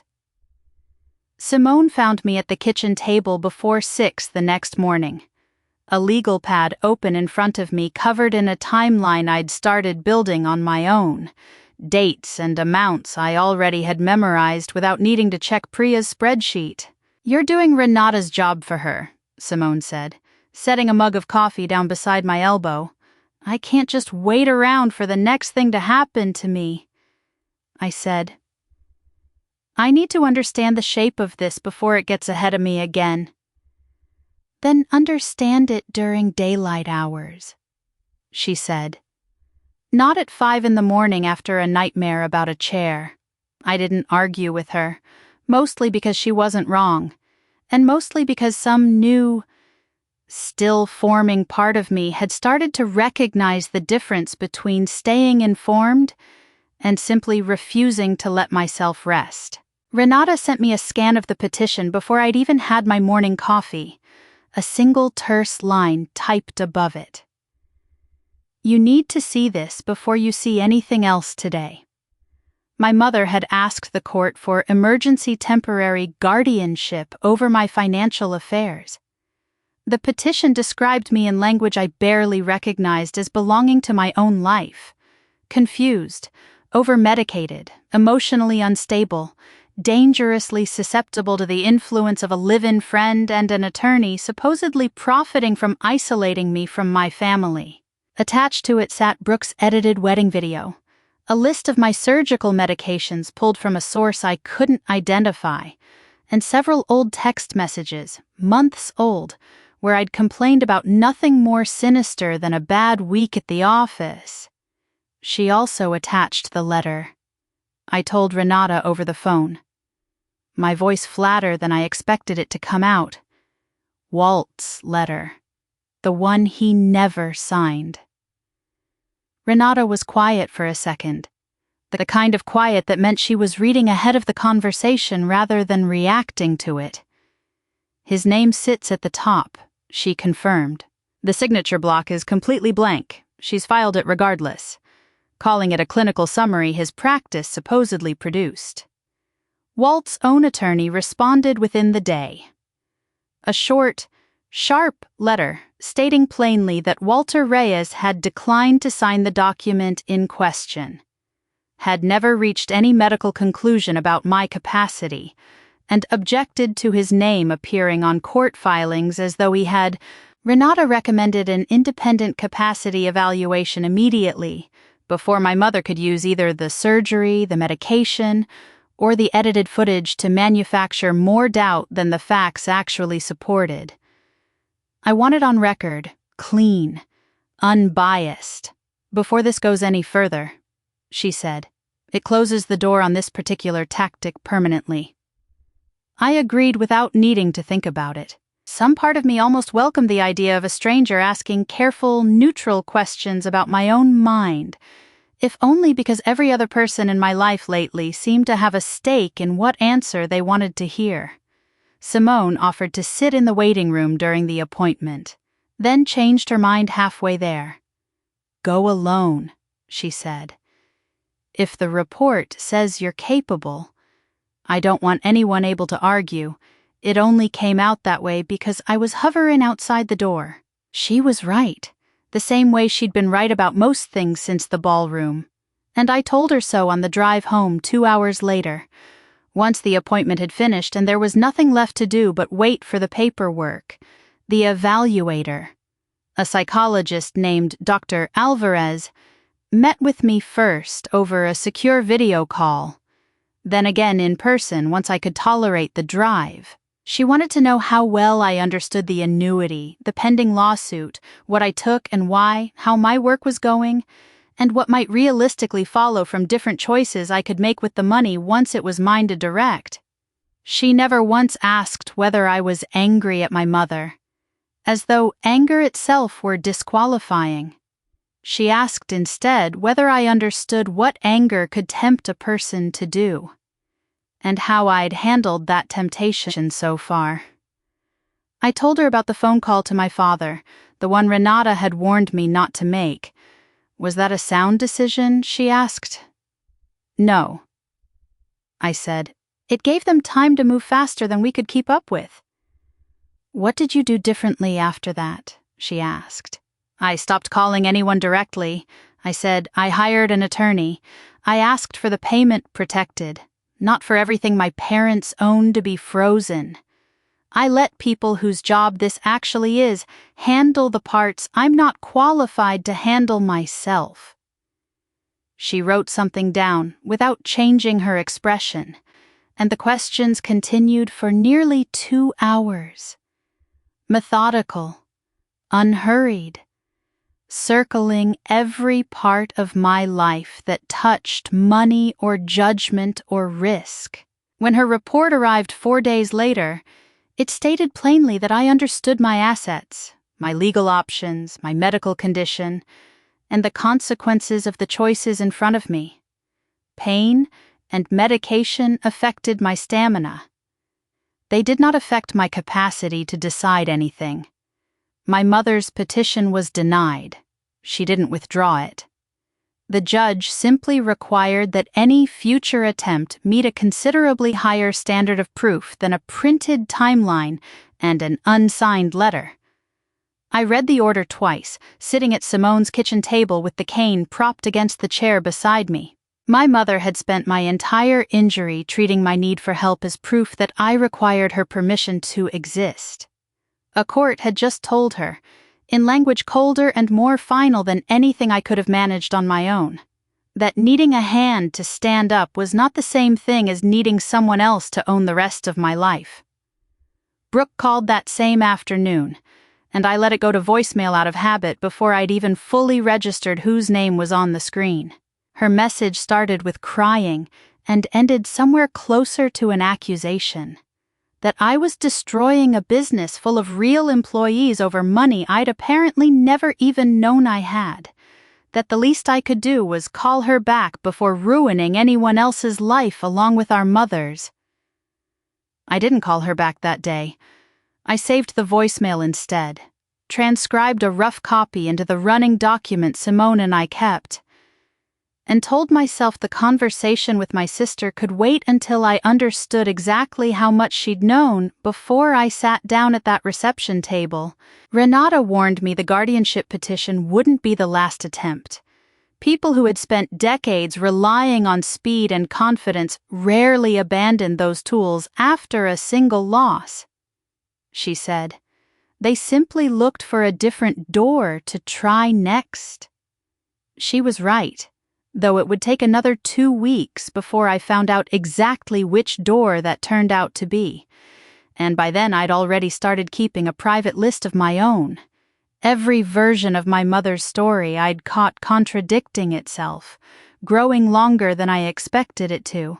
I finally called Brooke back 4 days after the guardianship petition was denied, mostly because Renata suggested it might be useful to hear, unfiltered, what my sister actually believed had happened, before anyone's lawyer had a chance to polish the story further.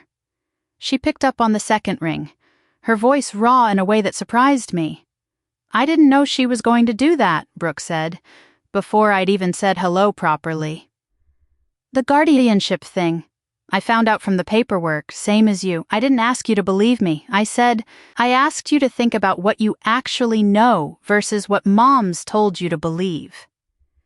There was a long pause on her end, long enough that I could hear Tyler's voice somewhere in the background, asking something I couldn't make out.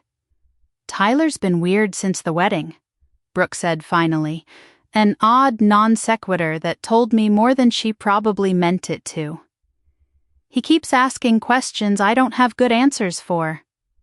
What kind of questions? I asked, whether I knew anything before it happened, whether Mom talked to me about the venue money.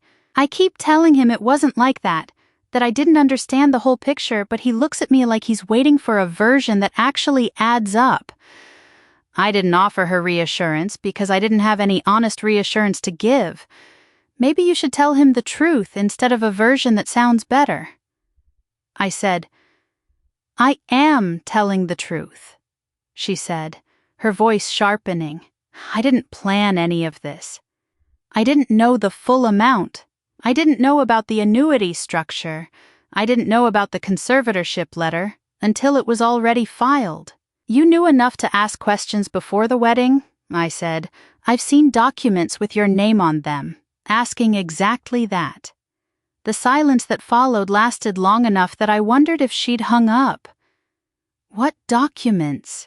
She finally asked. Her voice smaller now. I'm not going to lay it all out over the phone, I said. But you should talk to your own attorney before this goes any further. Not just Mom's version of what you need to worry about. She didn't respond to that directly. Instead, she asked, quieter than anything else she'd said, whether I hated her.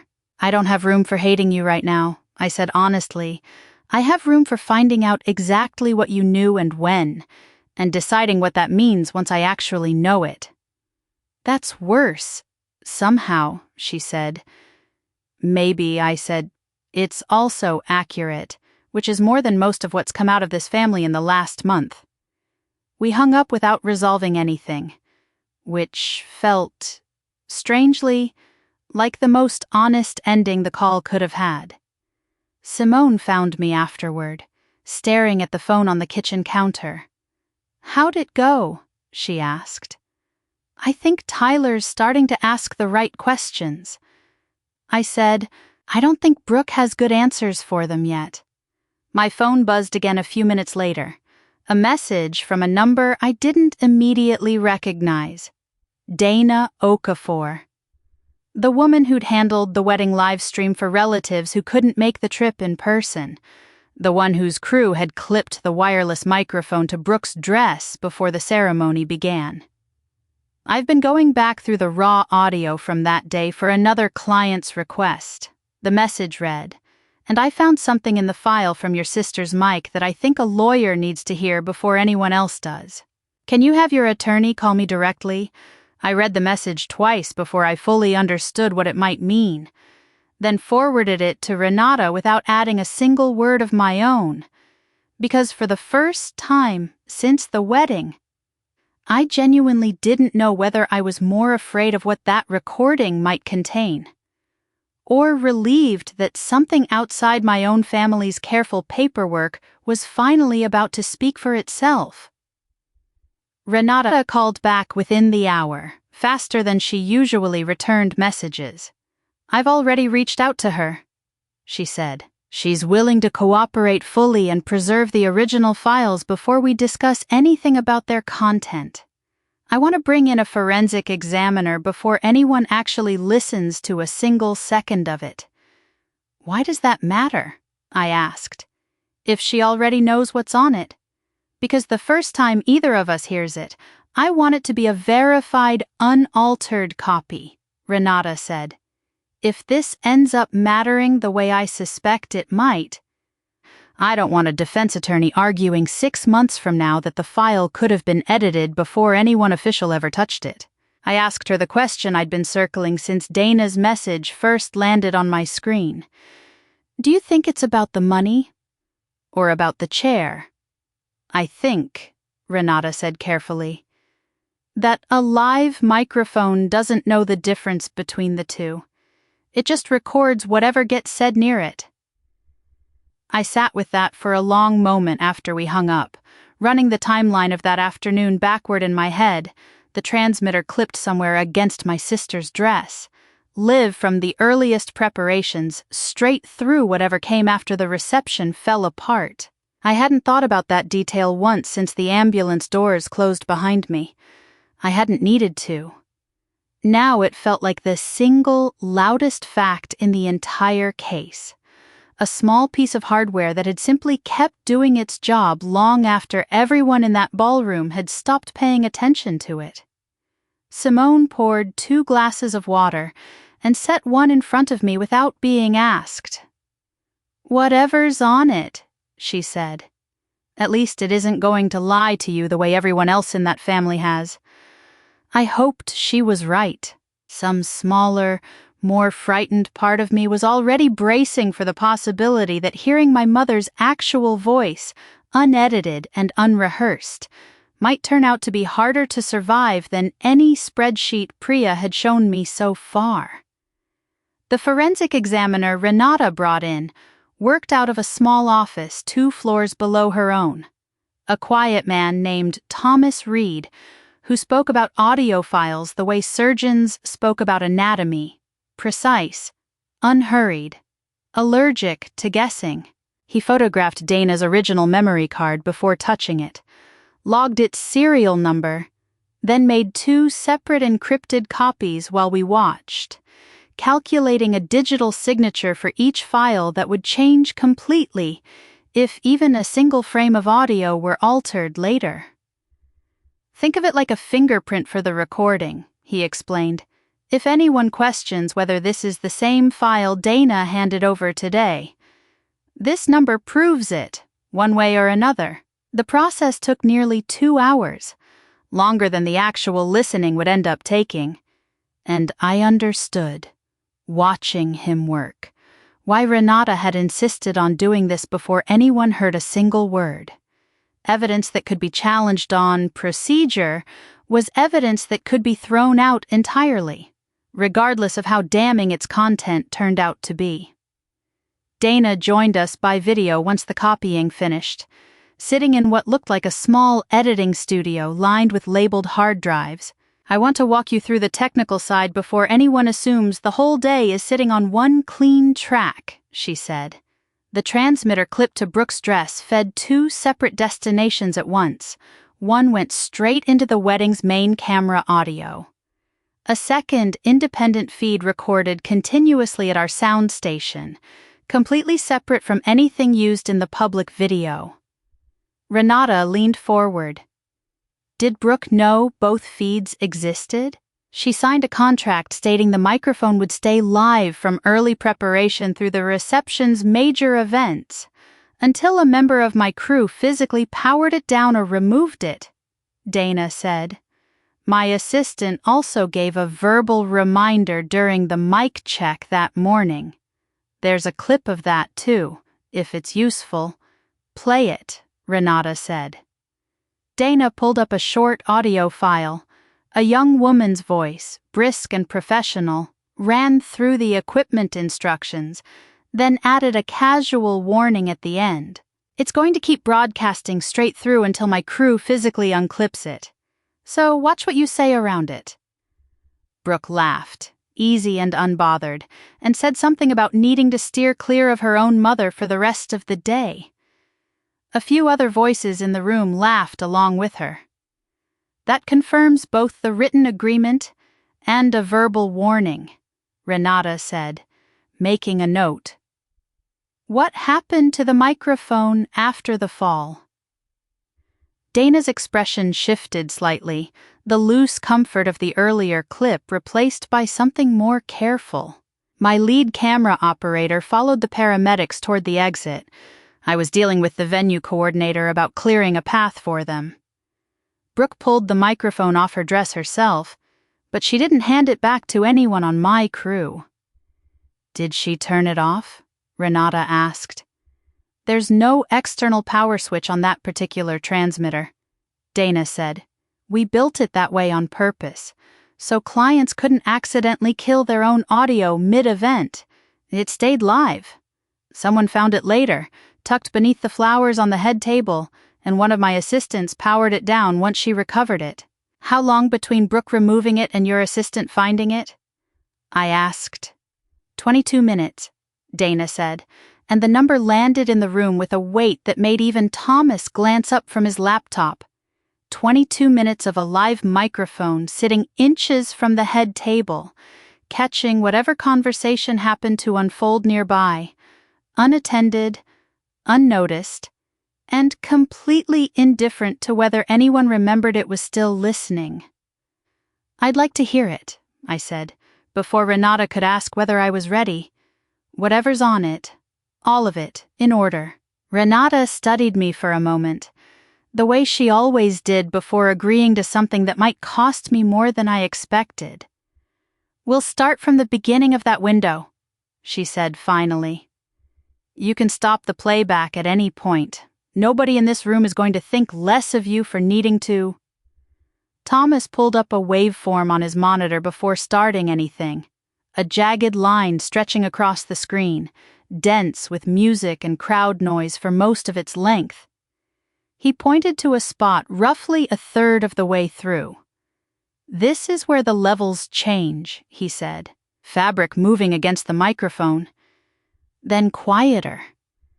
That's likely the moment it went into the flowers. I stared at that single flattened section of the waveform, smaller and calmer than everything around it, and thought about how strange it was that the most consequential 22 minutes of my adult life had been reduced to a shape on a screen, indifferent, mathematical, waiting patiently for someone to finally press play. Before we start, Dana said, I want to say something, if that's allowed. Go ahead, Renata said. I've spent 8 years filming other people's best days, Dana said. I don't like that this is how I finally end up mattering in someone's worst one. I preserved the file because it's my job to preserve what I record. Not because I wanted to be the reason any of this comes out. I just want that on record too. For whatever it's worth something. I told her, and meant it. Most people who found themselves holding evidence like this would have quietly deleted it and told themselves they'd never actually heard anything worth keeping. Thomas moved his cursor to the start of the marked section, his hand resting near the keyboard, waiting for either Renata or me to give the actual word. "Whenever you're ready," he said. I looked at the small, flattened dip on his screen one more time, took as steady a breath as my back would allow, and nodded. The recording opened on noise, music, and overlapping conversation. Someone's laugh too close to the microphone. The clink of silverware against a plate. For almost a full minute it sounded like nothing. Exactly what a wedding reception should sound like from 3 feet off the ground, tucked inside a bouquet nobody was paying attention to. Then my mother's voice arrived, low, close, pitched for one listener rather than a room. "Walt's going to talk to her," she said. "Before she has a chance to hear it from anyone else," Brooke answered, her voice thinner than I remembered it from that day. "About what?" "I don't know exactly," my mother said. "He wouldn't sign the letter. What do I do about that?" There was a burst of static, someone brushing against the microphone, and part of the next exchange dissolved beneath it. Thomas replayed the section twice without adjusting anything, and the second pass caught the words that mattered. "Make sure he sees her stand," my mother said. Brooke let out a thin, uneasy laugh. "She's on her feet constantly. It's not exactly rare footage. Then catch her off guard." My mother said, "Somewhere she hasn't had a second to brace herself before she can perform for sympathy." I sat still in the chair Renata had set aside for me, hands folded, listening to 2 women plan the worst afternoon of my recent life as casually as a seating chart. "What if she actually gets hurt?" Brooke asked, and something in her voice cracked slightly on the question. The first real hesitation either of them had shown. My mother didn't pause before answering. "She always says she's hurt." The sentence didn't land the way an insult would have. It landed worse than that, flat and certain. The private shorthand of someone who had spent decades deciding, in advance, that my pain would never be worth taking seriously enough to risk being wrong about. "I'll barely nudge it," Brooke said. "Enough that she stumbles reaching for it," my mother answered. "That's all we need." A waiter's voice cut in somewhere nearby, and the conversation dissolved beneath the music again for almost a minute. Thomas let the recording run rather than skipping ahead, and I understood why once we reached the next clear section. The chair scraped. My own body hit the floor, the sound smaller and flatter through a microphone than it had felt from the inside. The laughter that followed sounded louder on the recording than I remembered it, sharper, more immediate, unfiltered by the shock that had softened it in my own memory. Then my voice, thin and strained, saying I couldn't feel my foot. Then Walt's voice, cutting through everything, ordering the room not to move me. The audio shifted a moment later, fabric dragging hard against the microphone, breathing gone loud and uneven before it dropped into muffled static. Brooke pulling the transmitter free. I understood, then pressing it down into the flowers on the head table, thinking she'd silenced a witness instead of simply moving it closer to one. "What am I supposed to do now?" my mother's voice said, closer to the microphone now that it sat buried in the bouquet rather than clipped to a dress. "Do not apologize," Brooke answered. "She can't even stand up," my mother continued. "She's making sure everyone in this room is watching her instead of watching your wedding. Walt looks ready to call the police," Brooke said. "If you apologize, she's going to use it against you later." I looked at Renata. She kept her eyes on the waveform. Expression carefully unreadable, trained, I imagined, for moments exactly like this one. "Keep going," I said, before anyone could ask if I wanted a break. Thomas advanced the file. More noise, a chair scraping somewhere nearby, someone asking whether the ambulance had actually been called yet. Then Brooke's voice, quieter now, almost a whisper. "This was your idea," she said.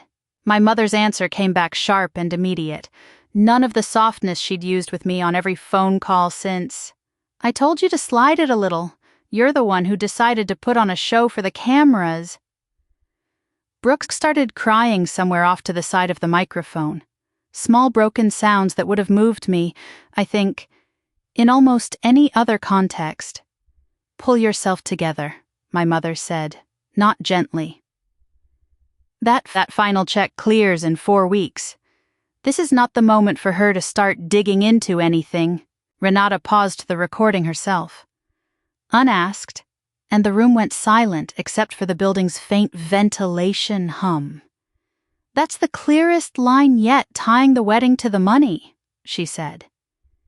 "It also tells us something else. They'd already started turning on each other before the ambulance finished pulling away."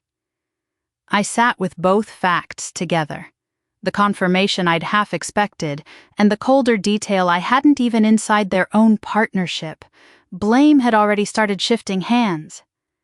"Don't stop there," I said. Thomas noted the timestamp on his log and let the file keep running. A man's voice approached somewhere near the bouquet, and my mother's tone shifted instantly, brighter, performative, aimed at an audience again. The recording blurred into ordinary reception noise after that, until one more clear exchange surfaced several minutes later. My father's voice this time, low and urgent. "This needs to wait until she's out of surgery," he said. "It can't wait. Somebody has to straighten out that account before she starts making more calls." My mother answered, "She's going to keep noticing things now. She's noticing because a grown man had to yell at a room full of people not to touch his daughter," my father said. An edge in his voice I hadn't heard directed at her before. "Don't you dare pretend you weren't part of this," my mother snapped, and he didn't answer that at all. Their conversation faded under music and shifting chairs after that, and Thomas cut playback where his earlier marker ended, the waveform dropping back into its long, undifferentiated stretch of ordinary party noise. I'd expected the recording to make me furious. Instead, it did something quieter and worse, making the day's whole architecture suddenly permanent and clear. My mother had wanted me discredited before Walt could reach me directly. My sister had gone along because it protected a life built on money that was never hers. My father had known enough, standing right there, to understand instantly what needed protecting once the damage was done. None of them, in 22 minutes of continuous audio, had once asked whether I was actually safe. Renata sent the recording, along with Thomas's full verification report, to the bank's fraud unit and to a financial crimes investigator 2 days after we finished listening to it. His name was Marcus Feld, a heavy-set man with a patient, unhurried manner on the phone that reminded me, oddly, of Priya, the same refusal to say more than the evidence currently supported. "We're not opening a case because a recording sounds bad," he told me during our first call. "We're opening it because the account changes, and the forged certification all point in the same direction at the same time. That's a pattern, not a coincidence." He asked whether I'd accessed any of my parents' personal devices or accounts myself. "No," I told him. "Everything I had came through the fund administrator, the bank, or documents produced voluntarily during the civil case." "Good," he said. "That matters more than you probably realize. We don't want this case resting on anything gathered the same way your privacy was violated in the first place." It took his office nearly 3 weeks to secure the subpoenas they needed for my mother's personal cloud storage, and longer still to actually process what they found there. Marcus called on a Thursday evening.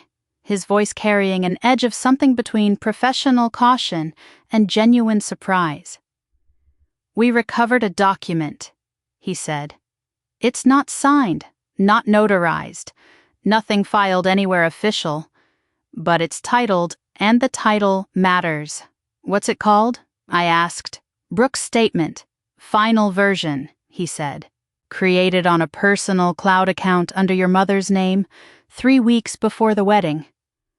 I sat with that for a long moment, trying and failing to make the timeline mean anything other than what it obviously meant. 3 weeks before the wedding, I repeated. Before the chair was ever pulled. "The earliest draft describes a plan," Marcus said.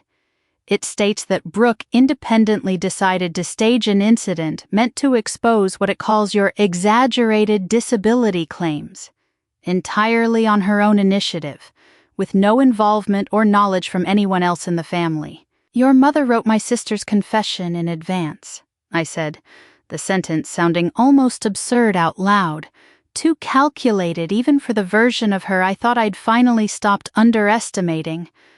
"There's more," Marcus said. "After the civil case started, the file was edited. Whoever revised it added details that hadn't happened yet when the original version was created. The chair, specifically. The wedding footage. A request to have it deleted. Then the modification date was changed to make it look like the whole document had been written after the wedding, not before your family knew there'd be an investigation at all.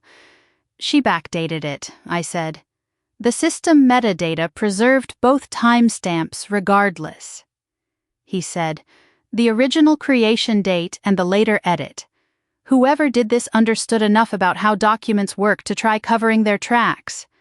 They didn't understand enough to actually succeed at it." I asked the question that mattered most to me in that moment, more than the mechanics of dates and metadata.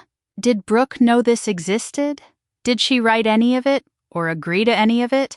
"We haven't found a signed version anywhere," Marcus said. "No indication she ever saw the file at all before today." So, my mother had built an entire alibi for a crime that hadn't been committed yet, using my sister's voice without asking permission to borrow it, preparing in advance for the exact moment when preparation would stop looking like planning and start looking, to anyone who found it later, like evidence of premeditation nobody could deny. "She built this to survive getting caught," I said. "She built it to make sure someone else got caught first, if it ever came to that." Marcus said, "Right now, that role was reserved for your sister." I asked whether Brooke could be shown the file, whether the investigation would even allow that yet. "We're limited in what we can disclose while this stays active," he said.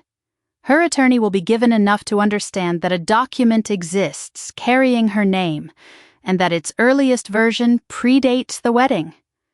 The full report stays sealed for now." I hung up the call and sat in Simone's kitchen for a long time afterward, not moving, turning the timeline over and over until it stopped feeling unbelievable and started feeling, in its own quiet way, entirely consistent with everything else I'd learned about my mother over the last several weeks.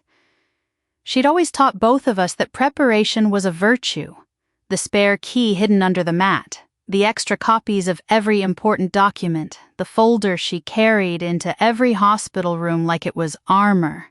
I'd spent years admiring that instinct in her, mistaking it for competence, for love, for the specific kind of care that showed up early and stayed organized.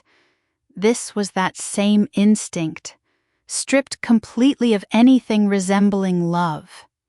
She hadn't prepared to protect anyone. She'd prepared an exit, built months in advance, with my sister standing exactly where the blame would land if the rest of the plan ever came apart. Simone found me still sitting there when she got home. "What did they find?" she asked. "A door my mother built for herself," I said, using someone else's name on it. Simone sat down across from me without asking permission. the way she'd started doing since the hospital, close enough to be useful, far enough to leave the decision of whether to lean into it entirely mine. Are you going to tell Brooke? She asked. I don't know yet. I said, I don't know if it helps her or just gives her one more thing to feel sorry for herself about instead of actually reckoning with what she did know. Maybe it does both, Simone said. People aren't usually simple enough to only feel one thing at a time. I thought about that for a while after she said it. Long enough that the kitchen light shifted from late afternoon into early evening without either of us bothering to turn on a lamp. Some part of me still wanted a villain simple enough to hate without complication, and a sister simple enough to forgive without conditions. My mother had spent years making sure neither of us ever got that kind of clean answer, and I was starting to suspect the blur itself had been the whole point. A family too tangled up in shared guilt to ever turn fully against the one person actually running it. Brooke's criminal defense attorney requested the meeting. Not Renata, a detail I noticed and filed away before I'd even walked into the conference room. Her civil lawyer came too, along with Marcus, sitting at the far end of the table with the careful neutrality of someone whose job was simply to watch and record, not to advocate for either side of what was about to happen. Brooke arrived without makeup. Her hair pulled back in a way that made her look younger than 29, her wedding ring already gone from her hand. Did she write that I stole something? Brooke asked, looking straight at Marcus instead of at me, before anyone had said a full sentence. Let me handle the questions, her attorney said quietly. I want to hear it from them, Brooke said, and didn't look away. Marcus set a redacted printout on the table, several lines blacked out but enough visible for the meaning to survive intact. Brooke read the first page fast, then slower on the second, her breathing changing somewhere around the middle of it. That isn't how I talk, she said. That isn't even close to my voice. No one's suggesting you wrote it, Marcus said. The document claims you independently selected the accounts, that you alone decided to stage the incident. She turned another page, and I watched something in her expression fracture in real time. She told me which accounts to use, Brooke said. Quieter now. She's the one who sent me the numbers. She reached the section describing the plan to stage an incident. She's the one who came up with it, Brooke said. I only agreed to make it look bigger for whoever ended up filming. That was after she told you what I was supposedly planning to do, I said, unable to stay silent any longer. What exactly did she tell you? Brooke looked at me directly for the first time since sitting down. She said you were going to corner Walt at the reception, accuse her of stealing in front of everyone, turn my wedding into a scene. I didn't know Walt wanted to talk to me at all. I said, you also knew, before any of that the money carried my name on it.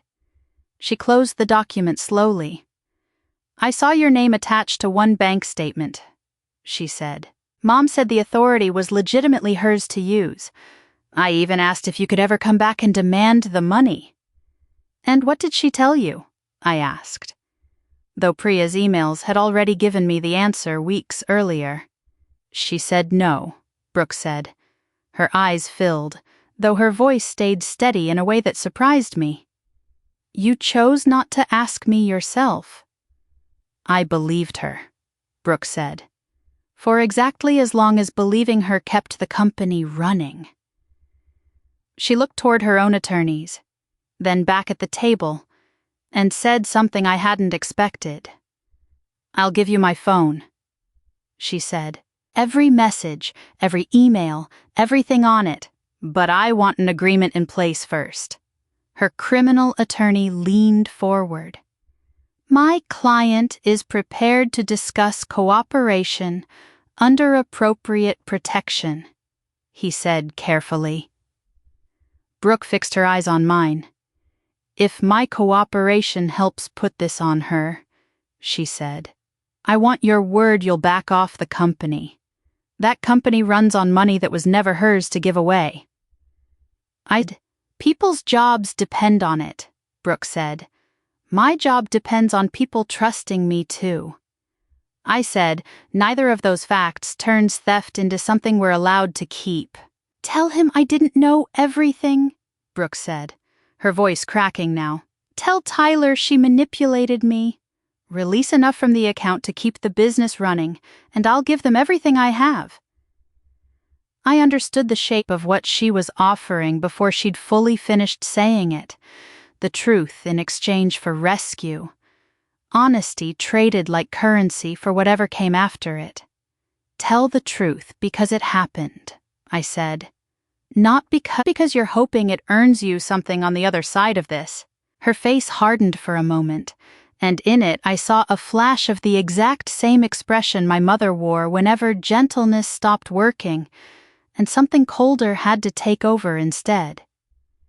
You want to punish me, Brooke said. What I want is every record kept intact and every dollar traced. I said, whatever happens to you afterward rides entirely on what the records show you did, and none of it hinges on how sorry I feel for you in this room. Her attorney requested a short recess. When the meeting resumed 20 minutes later, Brooke agreed to hand over her phone and company email through counsel, signing a consent form spelling out exactly what investigators could examine. No one in that room promised her probation or immunity, or a business that would still exist by the end of the year. She signed anyway, because whatever she'd been protecting for the last several weeks had finally stopped feeling worth the cost of protecting it.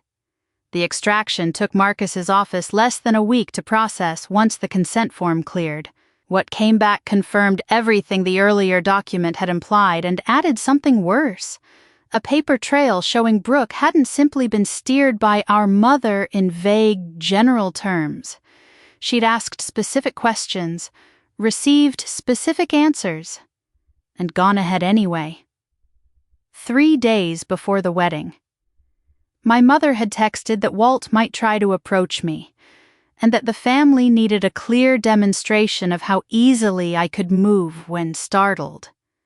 Brooke had replied that a small pull wouldn't show up on camera. My mother answered that it only needed to make me react. Brooke's next message, sent 9 minutes later, read that she could make it look bigger without actually causing a hard fall. Reading her own words did something the redacted declaration hadn't. That document had been my mother's fiction about my sister. This was my sister's actual voice, negotiating exactly how much injury she was willing to risk. Renata read the thread twice before setting her tablet down. This doesn't prove she understood every legal consequence of what she was agreeing to, she said. It proves she understood enough to question where the danger sat, and decided to proceed regardless. I thought about the version of Brooke who had sat across from me an hour earlier, crying, offering her phone, insisting she'd only learned the full truth after the fact. Whatever she'd finally admitted to hadn't started the day of the wedding. She'd carried enough of it into that ballroom to have known exactly what she was agreeing to. Tyler reached out to Renata's office directly, asking for a conversation, and Renata warned him plainly that she couldn't advise both sides of an unraveling marriage and a civil fraud case at the same time. He came anyway, with his own attorney beside him, to a small conference room 2 floors below, where Brooke had signed her cooperation agreement 3 days earlier. I hadn't seen him since the ambulance doors closed at the venue. He looked tired in a way that had nothing to do with sleep, and he never stopped spinning his wedding band with his thumb the entire time he sat across from me. "I want to know if you're trying to take everything Brooke and I built," he said, before either attorney had finished their opening formalities. "I'm trying to recover money that was transferred out of accounts carrying my name." I said, "If the company has to return some of that, that's a consequence of how it was funded. Not something I'm doing to punish either of you specifically." Brooke says you want the building, the equipment, our house, he said. The company rents its office space, I said. Neither of you owns a building connected to it, as far as anything I've seen shows. And I've never asked for anything touching your personal residence. His hand finally stopped moving on the ring. She told me the property itself was part of your claim, he said. Equipment purchased with disputed funds may end up part of the accounting. I said, your house isn't currently subject to any order I'm aware of. He looked at his attorney, who made a brief note without offering commentary. What about our joint accounts? He asked. I haven't asked to freeze anything belonging to the two of you directly. I said, Brooke told me she couldn't access money because of what you'd done. He said, the company was expecting a large capital transfer that never arrived because a court order stopped it from being redirected. I said, that's different from me taking money that was already legitimately hers. He stared at the table for a long moment before asking the question I suspected he'd actually come to ask. When did Brooke find out the money involved you? He said. I looked at Renata, who answered carefully, staying inside the boundaries of what had already been produced in discovery. Documents show Brooke received financial material bearing your wife's full name roughly 6 months before the wedding, she said. His face changed slowly, the tired patience cracking into something harder underneath it. She told me she found out after everything happened. He said, after the lawsuit started. I can't explain why she told you that. Renata said, I can only tell you what the records show. He looked at me directly. Did she know how much money we're talking about? He asked. The messages don't show that she understood the full scope of the settlement, I said. They show she recognized the transferred funds carried my name, and that she directly asked whether I might one day come looking for them. And she went ahead and signed the loan paperwork all the same, he said, no longer really posing it as a question. Yes, I said. He lowered his eyes to the table, and I felt something I hadn't expected walking into that room. Not satisfaction exactly, something closer to a reluctant, uncomfortable sympathy for a man who hadn't pulled any chair, hadn't moved any money, and was still watching the first real crack open in the version of his marriage he'd believed he was living inside. Did you know about the prank beforehand? I asked. No, he said. She mentioned some kind of harmless prank involving the tables. Nothing specific. I assumed she meant switching around the place cards. Maybe a joke gift under someone's chair. Did she ever say why she chose me specifically to target? I asked. He hesitated, and I saw Renata's attention sharpen beside me.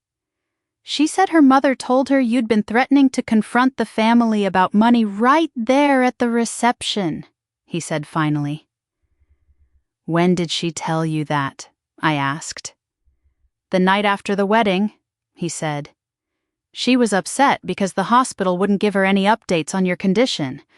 It wasn't proof of anything on its own, but it fit the pattern too precisely to dismiss.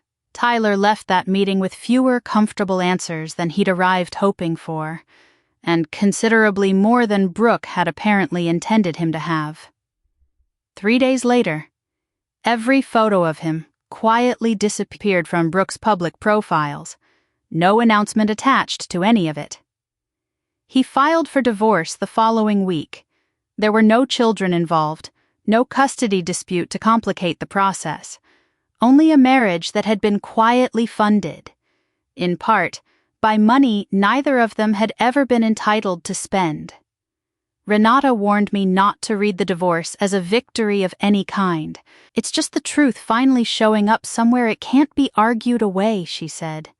That's not the same thing as anyone actually winning. I understood what she meant, even if some smaller, less generous part of me still wanted to feel something closer to triumph. Tyler hadn't done anything wrong beyond marrying into a family that had spent years hiding its worst decisions behind good manners and better lighting. Watching his marriage collapse under the weight of what my own mother had built didn't feel like justice arriving. It felt like one more person standing in the wreckage of decisions he'd never been allowed to see clearly enough to avoid. Simone found me sitting with that thought later that evening. The divorce filing pulled up on my laptop screen. Unread messages from relatives accumulating in the background like weather I'd stopped bothering to check. "You didn't do this to him," she said, before I'd said anything at all. "I know."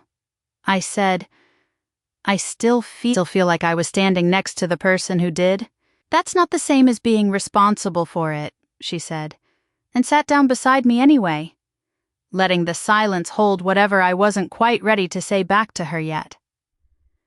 The months between the divorce filing and the criminal charges moved slower than almost anything else in that entire year. A strange, suspended stretch where nothing dramatic happened and everything still felt unfinished. I went back to work 5 days a week by then, 6 hours a day, my supervisor having quietly extended my accommodations without ever making me explain the specifics of why I still needed a cushion on my chair or a cane propped against my desk. I still checked every seat before lowering myself into it, a habit that had stopped feeling strange to me somewhere around the 3rd month. The way any repeated motion eventually stops registering as unusual to the person doing it. Walt kept calling. Not as often as during the worst of it, but consistently. Small check-ins that never asked for updates on the case. Only on how I was actually doing. He'd started attending physical therapy himself. He mentioned once an old shoulder injury from his years in the service finally catching up with him after decades of ignoring it. "Funny how that works," he said. "You spend half your life telling your body to push through something, and eventually it stops listening." I told him that sounded uncomfortably familiar. He laughed. A real laugh. The first one I'd heard from him since before the wedding. Simone and I settled into a rhythm neither of us had planned, but both of us seemed to need. Dinners some nights, silence other nights, the occasional argument about something small and irrelevant that had nothing to do with lawyers or courtrooms, and everything to do with two people learning how to actually live together without one of them constantly bracing for the other to need rescuing. "You've stopped flinching when I touch your shoulder," she said one evening.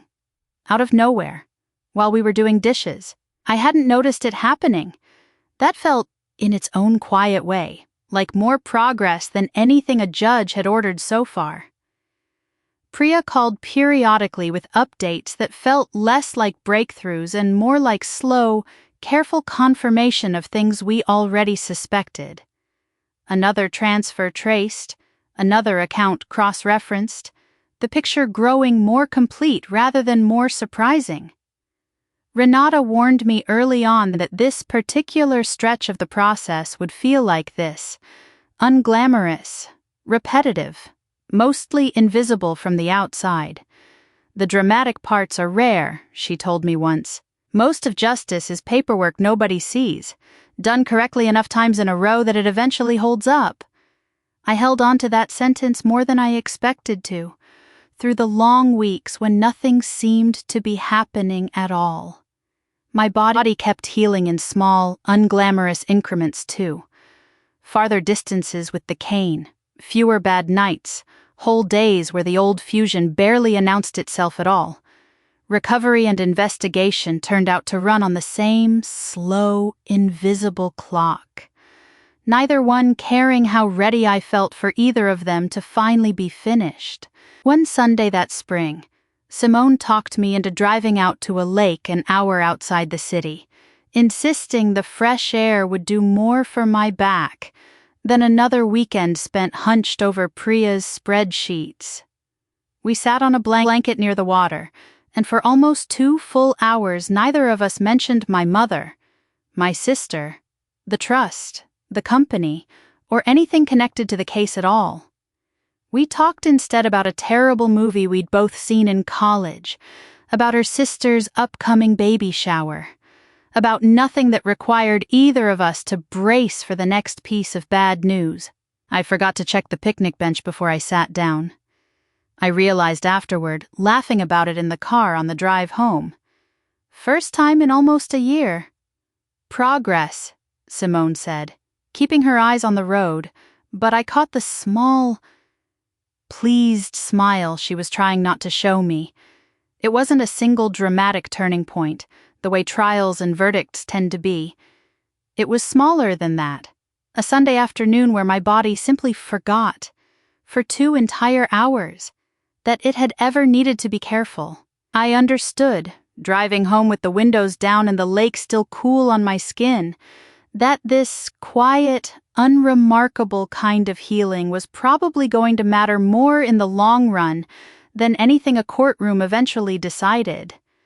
That didn't stop me from wanting the courtroom part finished too. Some mornings I still woke up rehearsing testimony I hadn't been asked to give yet, arguing with attorneys who existed only in my own head, a habit Simone had started calling my imaginary deposition, usually right before taking my phone away and reminding me that no jury was currently in session at 6 a.m. in her kitchen.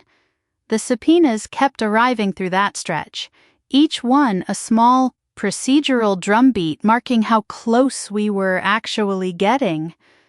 Renata warned me not to read too much into the pace of any single week. Cases like this moved in bursts, she said. Long stretches of apparent stillness followed by sudden, concentrated motion, once enough pieces were finally in place.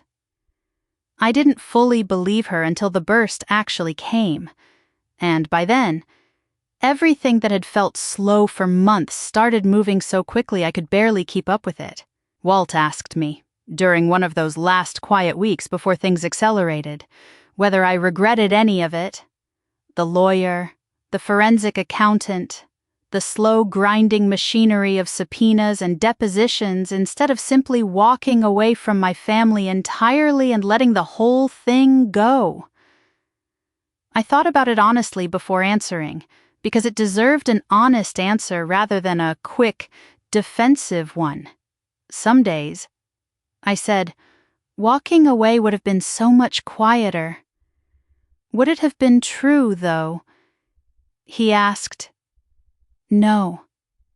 I said, it would have just been quiet. Those aren't the same thing, and I spent most of my life mistaking one for the other. He nodded slowly, like the answer confirmed something he'd already suspected about me. Something he seemed to respect more than he said out loud. We didn't talk about the case again that afternoon. We talked instead about his shoulder, about a fishing trip he was planning once his physical therapy finally let him lift a rod again, about ordinary things that belonged to an ordinary life, the kind I was still, slowly and unevenly, learning how to want back for myself. By early autumn, Marcus's office had gathered enough to bring formal charges, focused on the attempted redirection of the final annuity payment, the falsified certification claiming my verbal consent, the backdated declaration, and the deletion of records after formal preservation notices had already gone out. The older transfers, stretching back nearly a decade, remained central to the civil accounting, but weren't charged individually. Nobody, Marcus explained plainly, was going to try turning every transaction from the last 10 years into a separate criminal count. The pattern mattered for context. The recent conduct was what the law could actually reach. My father negotiated first. Through his attorney, he acknowledged putting his signature on the transfers, taking personal benefit from where that money ended up, and staying silent about the power of attorney long after he'd begun to suspect how far it had actually reached, in exchange for cooperation, restitution, and a commitment to testify if the case reached trial. Prosecutors offered him a resolution that kept him out of prison, probation instead, financial monitoring, and a public record that would follow him regardless of how quietly the paperwork itself got filed. He called me the evening he signed it, his voice smaller than I remembered it being at any point in my adult life. "I'm not asking you to forgive this," he said. "I just wanted you to hear it from me before you read it somewhere else." "I appreciate that," I said, and meant it, even though appreciation and forgiveness turned out to be two entirely separate things I wasn't ready to hand him in the same phone call. Brooke's attorneys negotiated a separate agreement, built around her cooperation. She would admit to making false statements, attempting to destroy responsive data after receiving formal notice to preserve it, and knowingly using financial documents that carried my name without my consent. In return, she faced probation, restitution, and the permanent loss of any claim that her company's assets had ever been entirely legitimate. She didn't like the terms. She signed them anyway, because the alternative, Marcus told me plainly, exposed her to considerably more than probation. My mother refused every offer placed in front of her. Her attorney proposed a plea that would have reduced her sentence significantly in exchange for admitting to the falsified certification, the attempted redirection, and the alteration of Brooke's declaration after the subpoenas arrived. She rejected it outright, according to Renata, who heard the exchange secondhand through opposing counsel. My mother insisted my father had handled the accounts. Brooke had controlled the company, and I had manufactured an entire dispute out of manipulating both of them after years of quietly resenting how much attention my recovery had required from everyone else. Her attorney warned her, more than once from what I understood, that the recording, the account metadata, and my father's preserved voicemail would all likely be admissible if this went to trial. She didn't seem to hear the warning as a warning at all.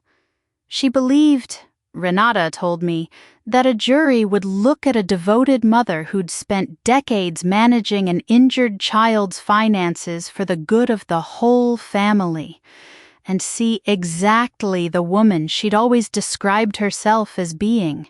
She believed my anger would read as instability. She believed Brooke's cooperation would look like betrayal rather than accountability, and my father's testimony would look like cowardice rather than honesty. More than anything, she trusted that any piece of paper would still bend to whatever meaning she assigned it once she stood up and explained herself. The same trick that had worked on our entire family for decades, delivered with enough conviction that the room simply adopted her version as memory. In October, her attorney sent formal notice declining every offer on the table.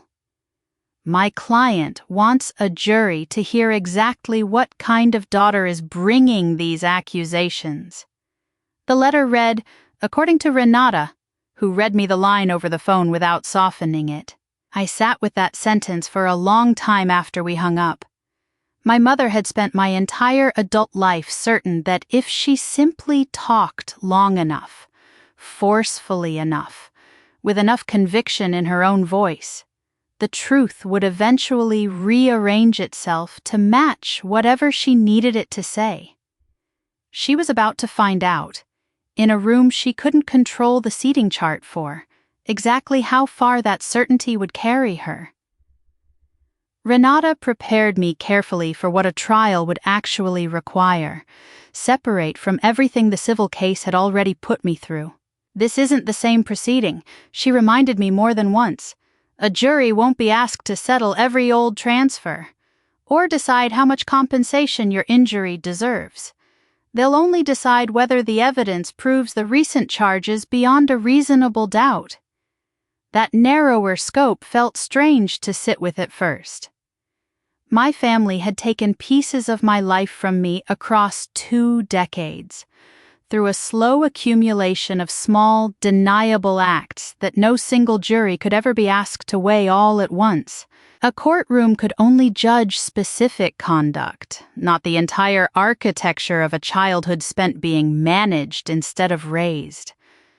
Some part of me had wanted both, Renata reminded me, gently but without apology, that wanting both wasn't the same as the law being built to deliver it. I spent the weeks before trial rebuilding a version of patience I hadn't needed since the earliest, hardest months of physical therapy, learning again that some processes simply couldn't be rushed no matter how ready I felt to have them finished. Walt called during that stretch more often than he probably needed to, mostly just to check whether I was eating, sleeping, keeping up with the exercises my physical therapist still insisted on twice a week. He never once asked me to talk him through the legal strategy. I think he understood, better than most people in my life at that point, that some kinds of support meant showing up without needing a full accounting of what you were showing up for. I heard you might be called as a witness. I told him during one of those calls, "I expect so," he said. "I intend to tell them exactly what I saw that day, and exactly what I got wrong in the years before it. Both halves matter. I didn't ask him to soften either half for my benefit, and he didn't offer to." By then I'd learned that the version of accountability worth trusting was the kind that included your own failures right alongside everyone else's, without waiting to be caught first. Trial began on a gray morning in late October, the courthouse hallway colder than the street outside had been, all polished stone and fluorescent light that made everyone under it look slightly ill. Simone waited near the elevators while Renata walked beside me toward the courtroom doors. Matching her pace to mine without ever making it obvious that was what she was doing. My mother sat down the hall from us with her own attorneys, dressed in a dark blazer, her hair arranged with the same careful precision she brought to every hospital appointment I could remember from childhood. From a distance, she looked exactly like the woman who had once carried a folder into every room like it was proof of how much she loved us. She saw my cane before she saw my face. Her eyes moved from it upward, and I could almost hear the argument already forming behind them. Too fragile when it protected her. Too capable the moment it stopped being useful to her case. "Don't build your testimony in this hallway," Renata said quietly, noticing where my attention had gone. "I'm not," I said. "I'm just done being surprised by her." The prosecutor, a woman named Elena Ward, opened for the jury without touching the wedding video or my surgery first. She began instead with the final annuity payment, the pending request submitted 3 days before the chair was ever pulled, the fraudulent certification claiming I'd verbally approved a change I'd never agreed to. "This case is not about whether a mother once cared for her injured daughter," Elena told the jury. "It's about what she came to believe that care entitled her to take." My mother's attorney rose after her, painting Linda as a woman who'd spent more than 2 decades managing an injured child's medical and financial needs, insisting the family had never drawn hard lines around whose money paid for what, and that the daughter now pressing charges had only turned against her own mother once an accident left her angry, medicated, and easy for outsiders to push in a new direction. The bank records, he told the jury, were dense and easily misread. The recording captured fragments, not full conversations. Brooke and Gerald, he suggested, were simply frightened people pointing at Linda to save themselves. Then he turned to the jury directly. "This case," he said, "is what happens when a family's sacrifices get reinterpreted as theft." My mother kept her hands folded in her lap between both attorneys, and never once turned to find me during either statement. Walt testified first, and something about hearing him describe that afternoon inside a courtroom, under oath, made the entire day feel real again in a way it hadn't fully managed to since it happened. He explained my old spinal hardware, the degeneration above the original fusion site, the specific danger created when I struck the marble floor at an angle that put direct pressure on the unstable vertebra. "Could you diagnose a fracture standing in that ballroom?" Elena asked him. "No," he said. "So what made you tell everyone in that room to leave her exactly where she was?" Elena asked. "Because spinal trauma combined with sudden weakness and altered sensation can worsen significantly if the patient is handled incorrectly," he said. "I've seen it happen. I wasn't willing to guess." My mother's attorney rose for cross-examination, and I understood immediately what strategy he intended to use. "You let Linda Whitfield stay on file as a family point of contact for years after it stopped being appropriate. Isn't that right?" he asked. "Yes," Walt said. "You failed to update your own contact protocols even after you knew Claire was managing her own affairs independently." "That's accurate," Walt said. "You never reported her attempt to secure a conservatorship letter to the appropriate people until after the wedding. I should have reported it the same day she asked." Walt said, "I didn't. That was a failure on my part. So your own conduct fell short of proper boundaries as well," the attorney said, something close to satisfaction in his voice. Walt looked directly at the jury before answering. "It did," he said. "My failure gave her access to information and to trust she shouldn't have had. It doesn't make anything she did with that access true." The attorney tried a different angle. "Did Linda ever directly tell you she intended to steal money from her daughter?" "No," Walt said. "Did she ever say she wanted Claire physically harmed?" "No," Walt said again. "Then your testimony rests entirely on assumptions," the attorney said. "What I've told this court," Walt said, "is that she pushed me to back a written statement saying Claire couldn't handle her own money, and I'd never come anywhere near that conclusion medically. Beyond that, every word I've given this jury is something I saw with my own eyes." He never became defensive under any of it, and every mistake he admitted seemed only to make the rest of what he'd said harder for the defense to dismiss as bias. Watching him leave the stand, I understood something I hadn't fully let myself feel since the hospital, that being let down by someone didn't automatically cancel out everything true they still had left to say. The emergency room physician who'd first examined me came next, walking the jury through the compression fracture, the instability above my old fusion, the swelling against the nerve roots controlling my left leg, all of it explained in plain terms rather than jargon.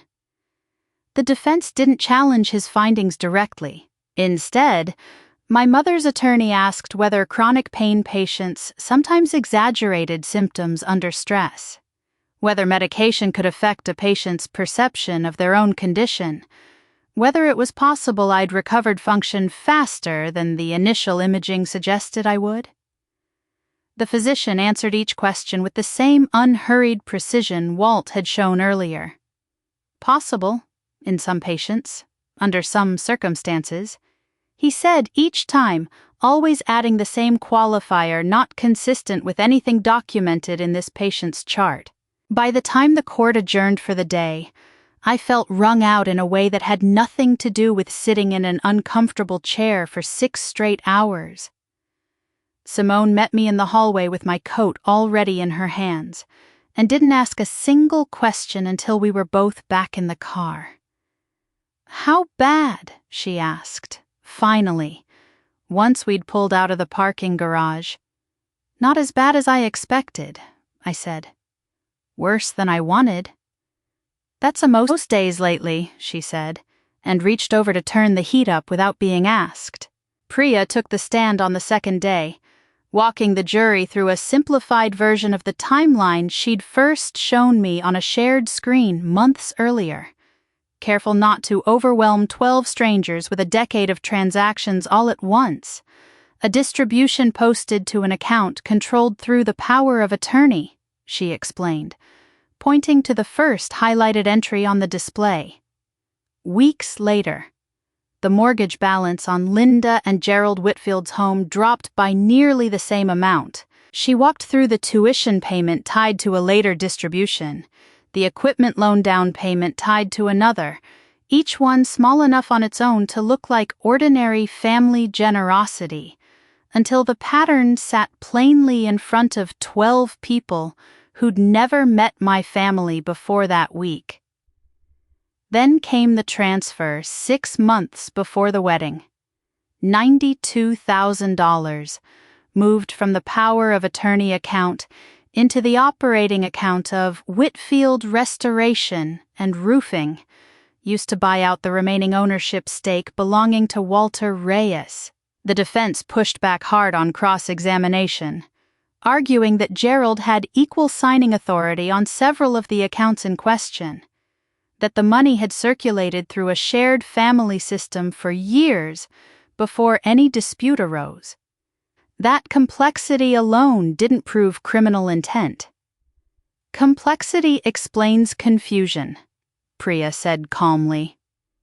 It doesn't explain a certification claiming verbal consent that was never given, or a document edited and backdated after formal legal notices had already gone out. The recording came next, introduced through Thomas Reed's testimony about the chain of custody, the hash values confirming the file hadn't been altered, the limits of what could and couldn't be understood in sections where music or crowd noise interfered.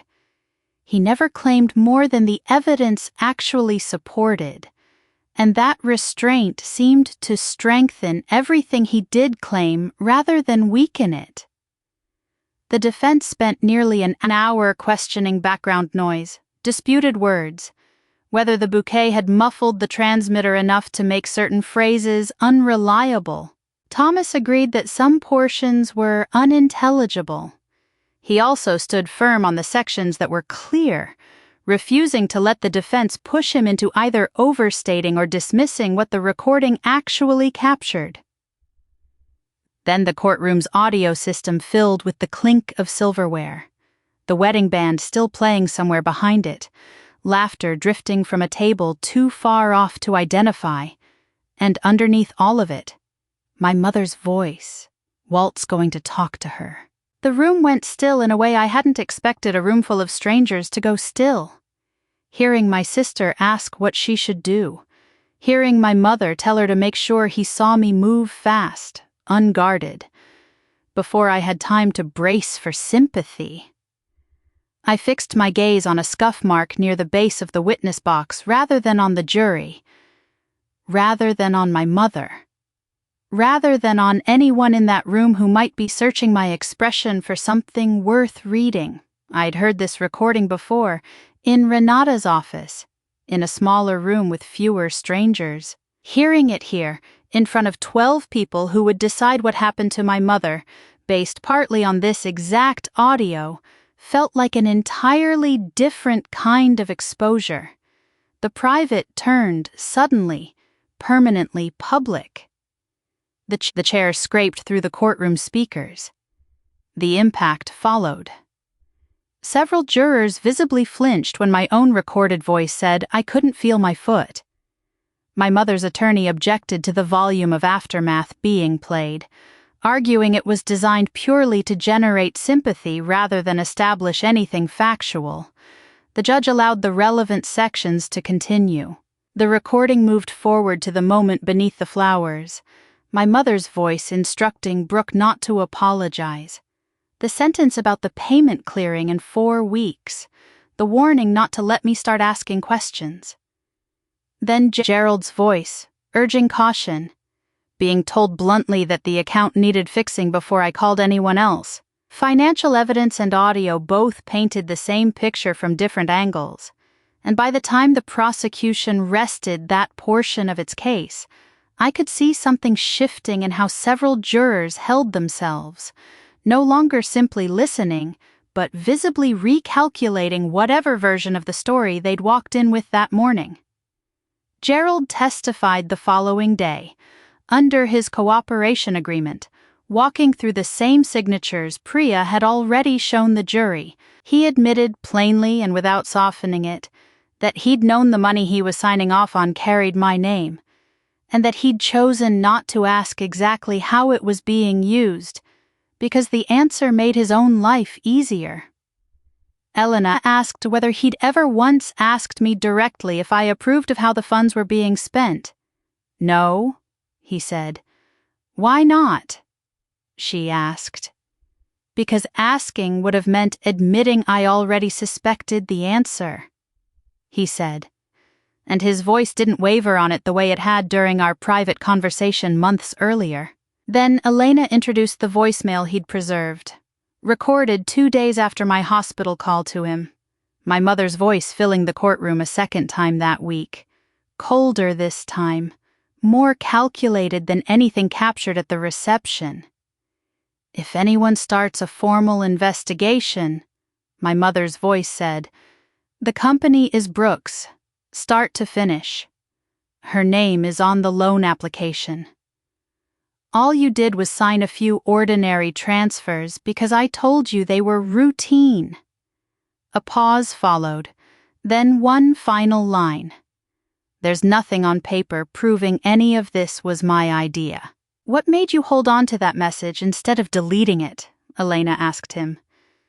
"Because I understood, somewhere in the middle of hearing it, that she was already preparing to let both of us take the blame for her," he said. I watched my mother's face while the voicemail played. It didn't show grief or shame or even anger in any form I recognized from a lifetime of watching her control a room. It showed something closer to disbelief. The specific disbelief of a woman discovering that someone she'd trained for decades to defer to her had finally kept something she couldn't take back. Brooke took the stand the next morning, wearing something plain and dark, no makeup that I could see from where I sat. Her hands folded tightly enough in her lap that I could see the tension in her knuckles from across the room. Under Elena's direct questioning, she admitted having seen paperwork carrying my full legal name tied to funds moving into her company roughly half a year before the ceremony. She admitted putting the question to our mother outright, whether I might one day come asking for it. She admitted going ahead and signing the loan documents regardless, after being assured I'd never learn any of it. Then Elena asked about the chair itself. My mother wanted people to see Claire stand up quickly. Brooke said, "She said Walt was trying to interfere with the account, and that people needed to see for themselves that nothing was actually wrong." "Did Linda instruct you to yank the chair all the way out?" Elena asked. "No," Brooke said. "She told me to slide it a little. Why did you pull it farther than that?" "I wanted it to register clearly for whoever ended up filming," Brooke said, her voice dropping almost to a whisper. "Did you understand Claire might fall? I knew she might fall." Brooke said, "I didn't think she'd actually be seriously hurt."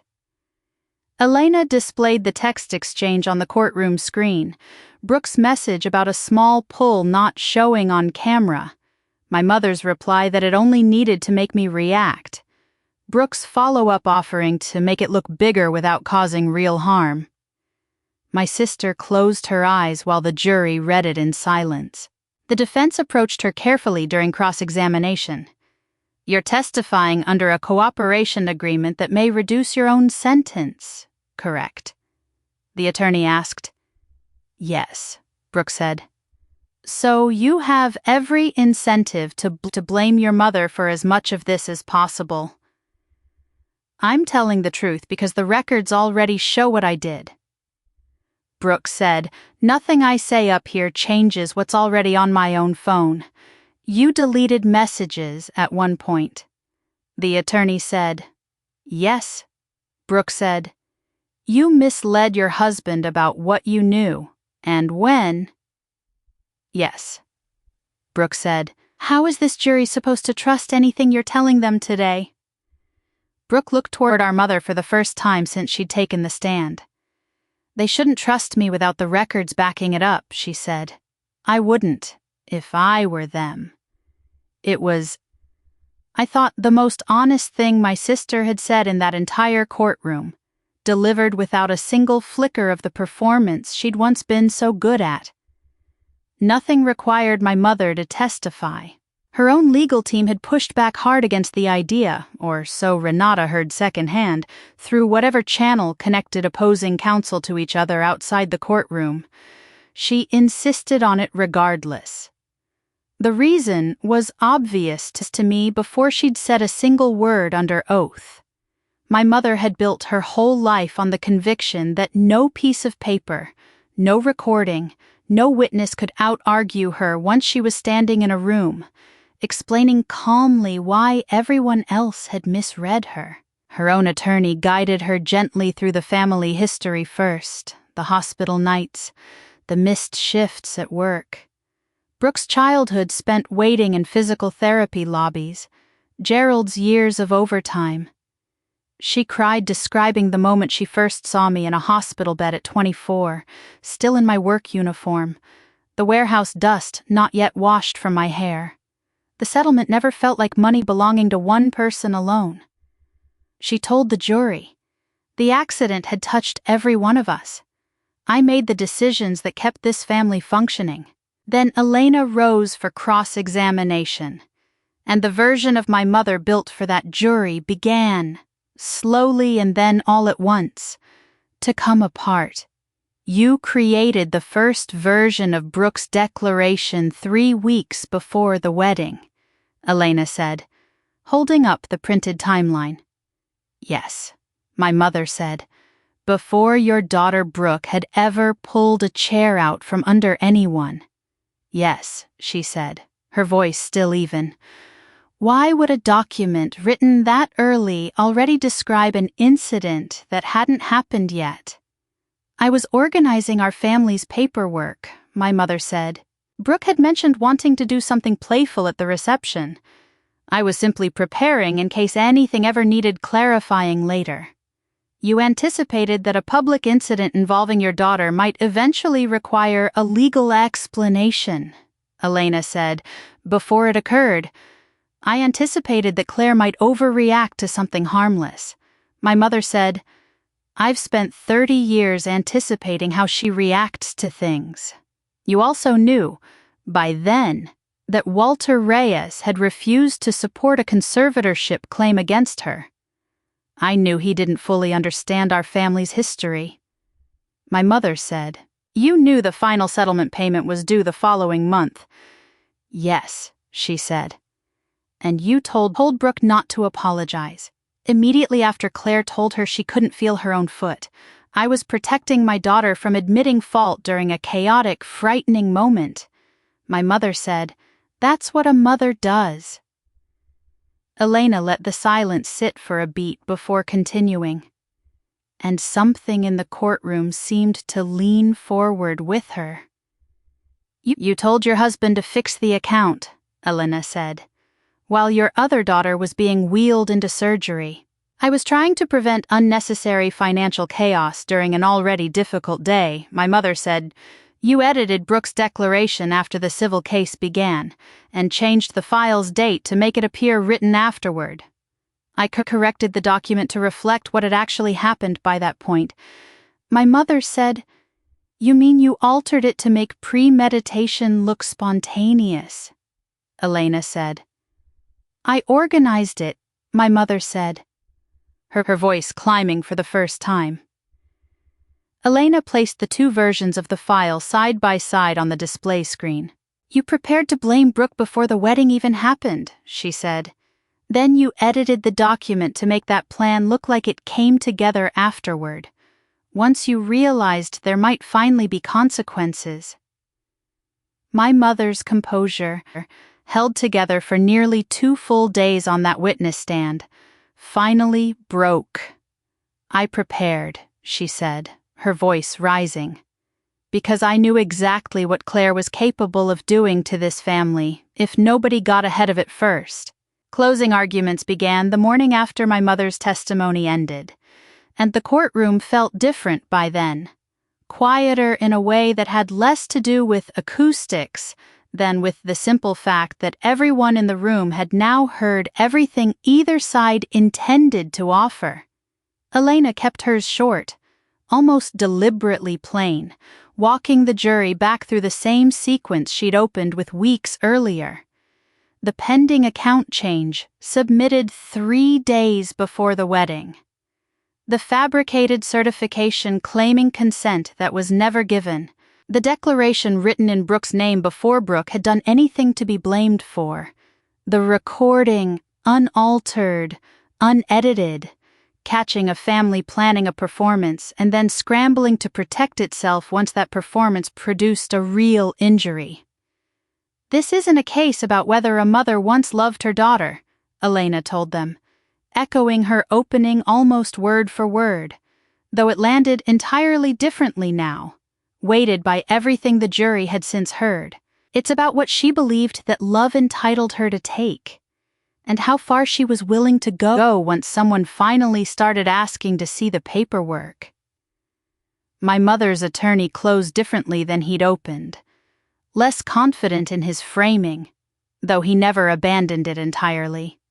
He reminded the jury that complicated does not mean criminal, that a mother managing a family's finances imperfectly was not automatically a mother committing fraud, that grief and fear could make anyone, even a devoted parent, do things under pressure that looked worse in hindsight than they'd felt in the moment.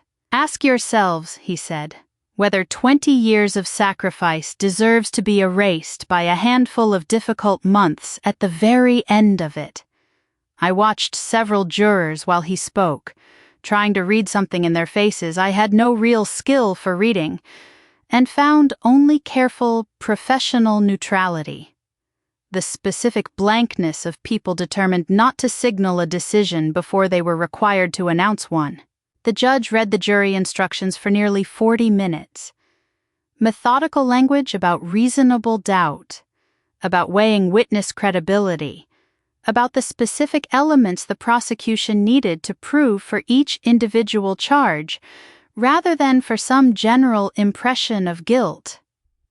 I understood, listening to it, why Elena had warned me early on not to expect this case to feel like closure for every wrong my family had ever done me. The law was built to answer a narrower question than the one I'd actually been asking for most of my life. Renata walked with me to the elevator once the jury had been sent to begin deliberating. "However long this takes," she said, "it isn't a reflection of how strong the evidence is. Sometimes 12 people just need time to agree on language, not on facts." I appreciated her saying it, even though some anxious, exhausted part of me wanted to believe a fast verdict would mean something different than a slow one. Simone was waiting near the courthouse doors when we came down, my coat already draped over one arm, a thermos of coffee in the other hand that she handed me without a word. "How long do these things usually take?" she asked Renata. "There's no usual," Renata said. "There's only whatever this particular jury needs. We didn't go home to wait." Simone drove us instead to a small diner 2 blocks from the courthouse, the kind of place with cracked vinyl booths and a menu that hadn't changed in decades. And we sat there for almost 3 hours over coffee that kept getting refilled, talking about nothing important, both of us keeping our phones face up on the table in case Renata's office called before we expected it to. It rang the following morning instead, earlier than either of us had planned to be awake, and I knew from the particular careful steadiness in Renata's voice, before she'd said a single word about the verdict itself, that whatever the jury had decided, it was finally, completely over. "Come to the courthouse," she said. "They're ready." Simone drove faster than usual, and neither of us spoke much on the way, the radio off. The only sound the tires on wet pavement from an overnight rain neither of us had noticed happening. I kept my hands folded in my lap, pressing my thumb against the edge of my own wedding day memory without meaning to, the chair, the marble. Walt's voice cutting through the music. "You okay?" Simone asked. "At a red light." "I don't know yet," I said honestly. "Ask me again in 20 minutes. The courthouse hallway felt different that morning. Busier, more people moving with purpose rather than the slow, dreading shuffle of witnesses waiting to testify. Elena met us near the security checkpoint, her expression giving nothing away. Professional right up until the moment she leaned in close enough that only I could hear her. "Whatever happens in there," she said quietly, "you did everything right getting us here. Nothing about the outcome changes that." I appreciated her saying it before I knew what the outcome actually was, rather than after, when it would have sounded like consolation instead of simple fact.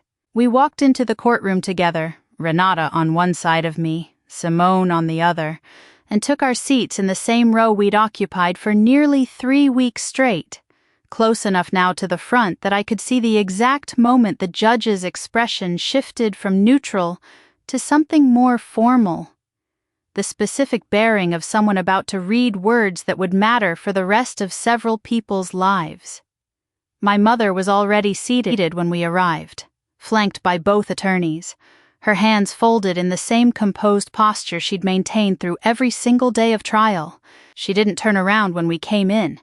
I found myself watching the back of her head instead, the careful arrangement of her hair, wondering whether some part of her, even now, was still rehearsing what she'd say if the verdict somehow broke in her favor. The clerk stood, holding the folded verdict sheet the jury foreperson had handed over minutes earlier, and the entire courtroom seemed to draw one collective breath at once, waiting for the specific, procedural words that would finally convert weeks of testimony into something permanent. The courtroom went completely silent after my mother's outburst, and Elena let the silence stretch far longer than felt comfortable before asking her next question. Quiet and precise. What was Claire capable of doing to this family? She asked. "Taking everything," my mother said, her composure gone now. Her voice raised in a way I genuinely never heard from her in 33 years. Not even during our worst arguments. After everything we gave her. That money was issued in her name because of an accident, not because she earned it through anything of her own. "You raised her," Elena said. "That wasn't my question." "I kept her alive," my mother said. "I held this family together while everyone else got to stand outside and criticize how I did it." She turned toward the jury box, something in her expression closer to appeal than defense at that point. "Claire would have had nothing without me," she said. "Brooke would have had nothing. Gerald would have lost the house years ago. Someone had to make decisions, because nobody else in this family was willing to." Elena didn't raise her voice to match it. "Once your daughter reached adulthood," she asked, "did any part of you accept that the decisions about her own life belonged to her, and not to you?" My mother looked directly at me for the first time since taking the stand. And something in her face told me, more clearly than any answer could have, that she genuinely didn't understand the question as anything other than an accusation. She looked back at Elena instead of answering directly, and the silence that followed did more damage to her case than any cross-examination question possibly could have. The clerk unfolded the verdict sheet at a pace that felt deliberately, agonizingly slow, and read the counts one at a time into a courtroom that had gone completely, absolutely still, guilty on attempted fraud tied to the final annuity payment, guilty on submitting a fraudulent certification, guilty on tampering with evidence through the backdated file describing Brooke's supposed plan, guilty on obstruction, for pushing others to delete or destroy records after formal legal notices had already gone out. The jury hadn't been asked to punish my mother for 2 decades of smaller, quieter decisions. They'd been asked to judge the specific conduct the prosecution had actually proven, and they had. My mother didn't move at all until the judge directed the deputies to take her into custody while sentencing was prepared. Only once they'd stepped toward her did she turn back to face me, and I braced for anger, for tears, for one last performance built to make me question everything I'd just watched happen. Instead, she looked almost calm, almost certain of something I couldn't name yet. "You'll open the door for me again eventually," she said, quiet enough that only the people closest to her actually heard it. Sentencing took place 5 weeks later, on a cold, colorless morning that made the courthouse hallway feel even less forgiving than it had during trial. My mother wore the same dark blazer from opening day, spine straight, composed enough that she resembled someone walking into a business meeting she fully intended to run, not a woman about to hear her own sentence read aloud. The prosecutor's office offered me a chance to speak directly to the court about how all of this had actually affected me. I went through 6 different drafts before choosing the plainest, shortest version I'd written. Once the clerk called me forward, I made my way to the small lectern, adjusted the microphone with hands that had, at some point over the last few weeks, actually stopped shaking, and looked directly at the woman who had spent my entire adult life deciding which version of me the rest of the world got to see. "For years," I said, "my mother told me a settlement meant to help me had already been spent. She let me believe my own recovery had nearly bankrupted this family, and used that belief to keep me quiet every time I questioned a decision that was supposed to be mine to make." I rested one hand against the lectern to steady myself. She didn't take my money because I lacked the judgment to handle it myself. I said, "She took it, and then spent years convincing me there was nothing left worth handling at all, so the question of where it went would simply never occur to me." My mother's expression didn't change while I spoke. "The financial loss matters," I said. "The surgery matters. The years of being told my own pain wasn't fully real matter. But the most damaging part wasn't any single theft. It was the entire system built around it, one that made dependence look like devotion and control look like care. I didn't ask the court to punish her for every difficult memory of my childhood," I said.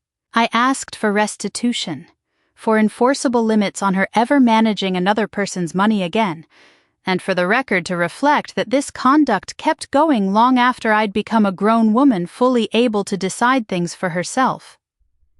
I returned to my seat.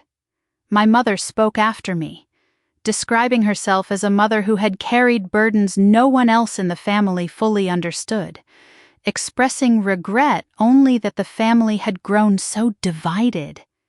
She never apologized for the forged consent. She never apologized for what she'd asked of Brooke.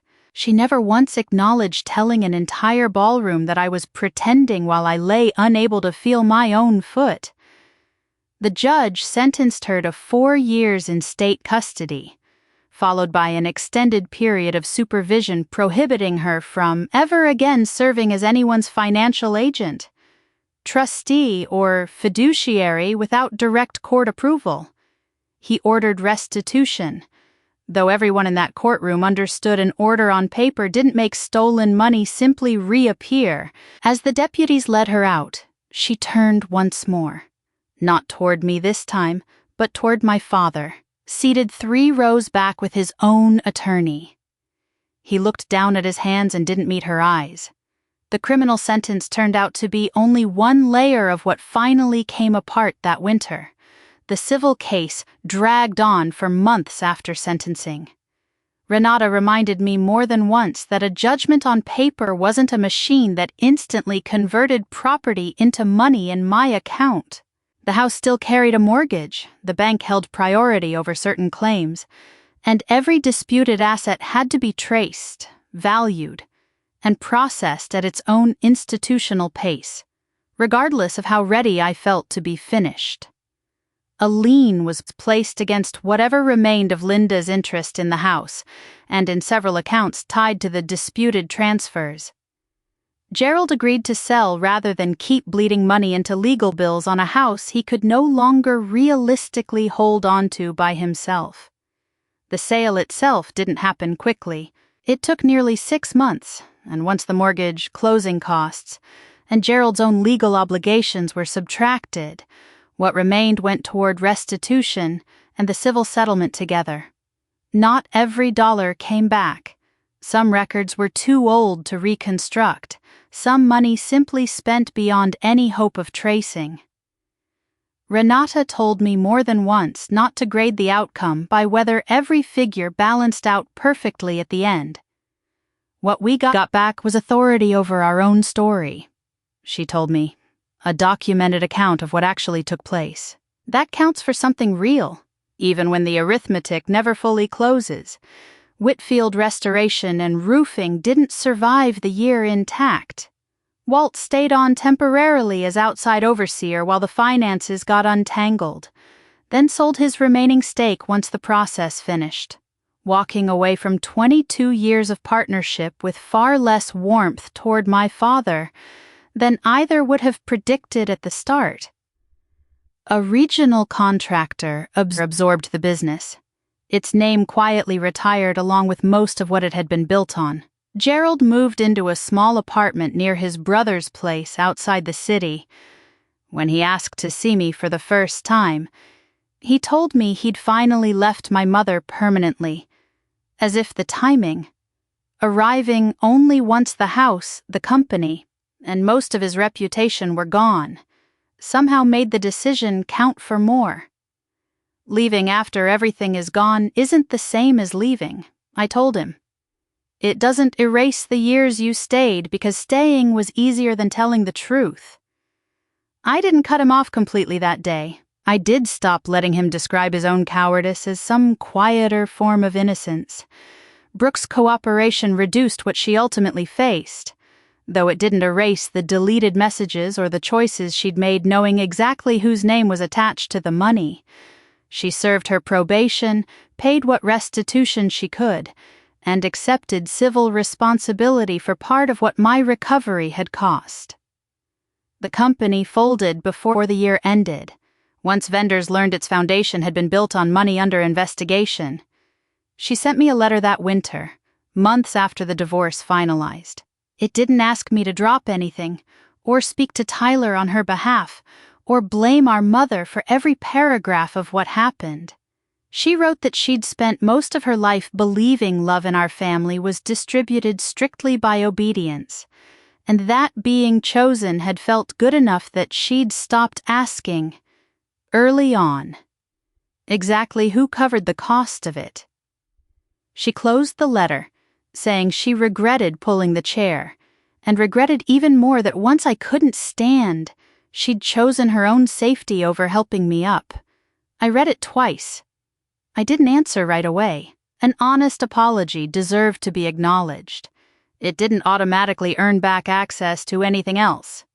The final annuity payment, once released from court supervision, went into an account structured entirely on my own terms, with an independent fiduciary named only as a backup should I ever genuinely be unable to manage it myself. No family member holding any authority over it at all. I used part of it on rehabilitation costs insurance never fully covered, modifications to make my apartment easier on my back, and a reserve for whatever my body might eventually need. I didn't buy anything extravagant, and I didn't quit my job to announce that money had finally set me free. Money had been weaponized against me for far too long to let it become the final scorecard of my own life. My mother wrote from prison eventually. The early letters blamed Gerald and Brooke for betraying her. Later ones described loneliness and poor sleep. A daughter shouldn't let her own mother grow old among strangers. One of them said, I forwarded each letter to Renata without answering any of them. She was released on parole after roughly 2 years. No house waited for her. No family member offered to take her in. On a humid June morning, she showed up at my door with a single suitcase. Wearing a coat too heavy for the weather, I saw her first through the security camera. And just for a second, she seemed smaller than the woman living in my memory, before she pulled her shoulders back and checked her reflection in the door glass. I opened it with the chain fastened. Still need that, she said, eyeing the cane by the entryway, the first words out of her since release. Nowhere else to go, she said, when I didn't answer. You had transitional housing information, I said. That's not abandonment. I'm still your mother, she said, as if the fact alone had ever settled anything between us. You gave me care and called it ownership. I said, that's different from love, whatever it felt like from where you were standing. Her hand tightened around the suitcase handle. Would you really leave your own mother standing outside? She asked. I looked at a woman who'd spent decades convinced every limit I set was temporary, something she could simply outlast by staying wounded and patient. Yes, I said, and closed the door. She knocked 3 more times. Then I heard her suitcase wheels moving away down the walk, slower than I expected, until the sound disappeared entirely. My hands were shaking by the time I stepped back from the door, not from doubt, but from the sheer physical weight of finally meaning something I said. A few weeks later, Simone came over for dinner, complaining the entire time about a manager who scheduled meetings straight through lunch and then acted surprised when everyone turned irritable by 3 o'clock. I pulled out my chair before sitting, checking the seat, the legs, the space behind me, the habit that had never once loosened its grip on me since the wedding. Simone noticed, the way she always noticed, and didn't ask whether I was afraid, didn't insist the chair was obviously fine, didn't rush to fix something that wasn't actually broken. She simply set her palm flat against its backrest, steadying it without a word, and kept right on talking mid-sentence about absolutely nothing that mattered. I lowered myself down slowly. The chair didn't move. At my sister's wedding, my own family pulled a chair out from under me because they wanted my body to prove that I was lying. Simone held one steady without ever once asking me to prove anything at all. If someone in your life manages your money, medical decisions, or legal paperwork, you have the right to see every document, ask direct questions, and revoke outdated permissions whenever you choose. Needing help after an injury doesn't mean surrendering ownership of your life. The people worth keeping close will support your choices without trying to make those choices theirs to control. You can recognize someone was manipulated without excusing the harm they still chose to cause. You can accept an apology without handing back the keys to your home, your finances, or your peace of mind. Forgiveness, reconciliation, and trust are separate decisions, and none of them owe anyone a deadline. If this story pushed you to guard your own boundaries a little harder, and to weigh what people actually do over whatever their title says they're owed, hit subscribe and stick around for more stories about women reclaiming their voice, their dignity, and their say over their own lives for good.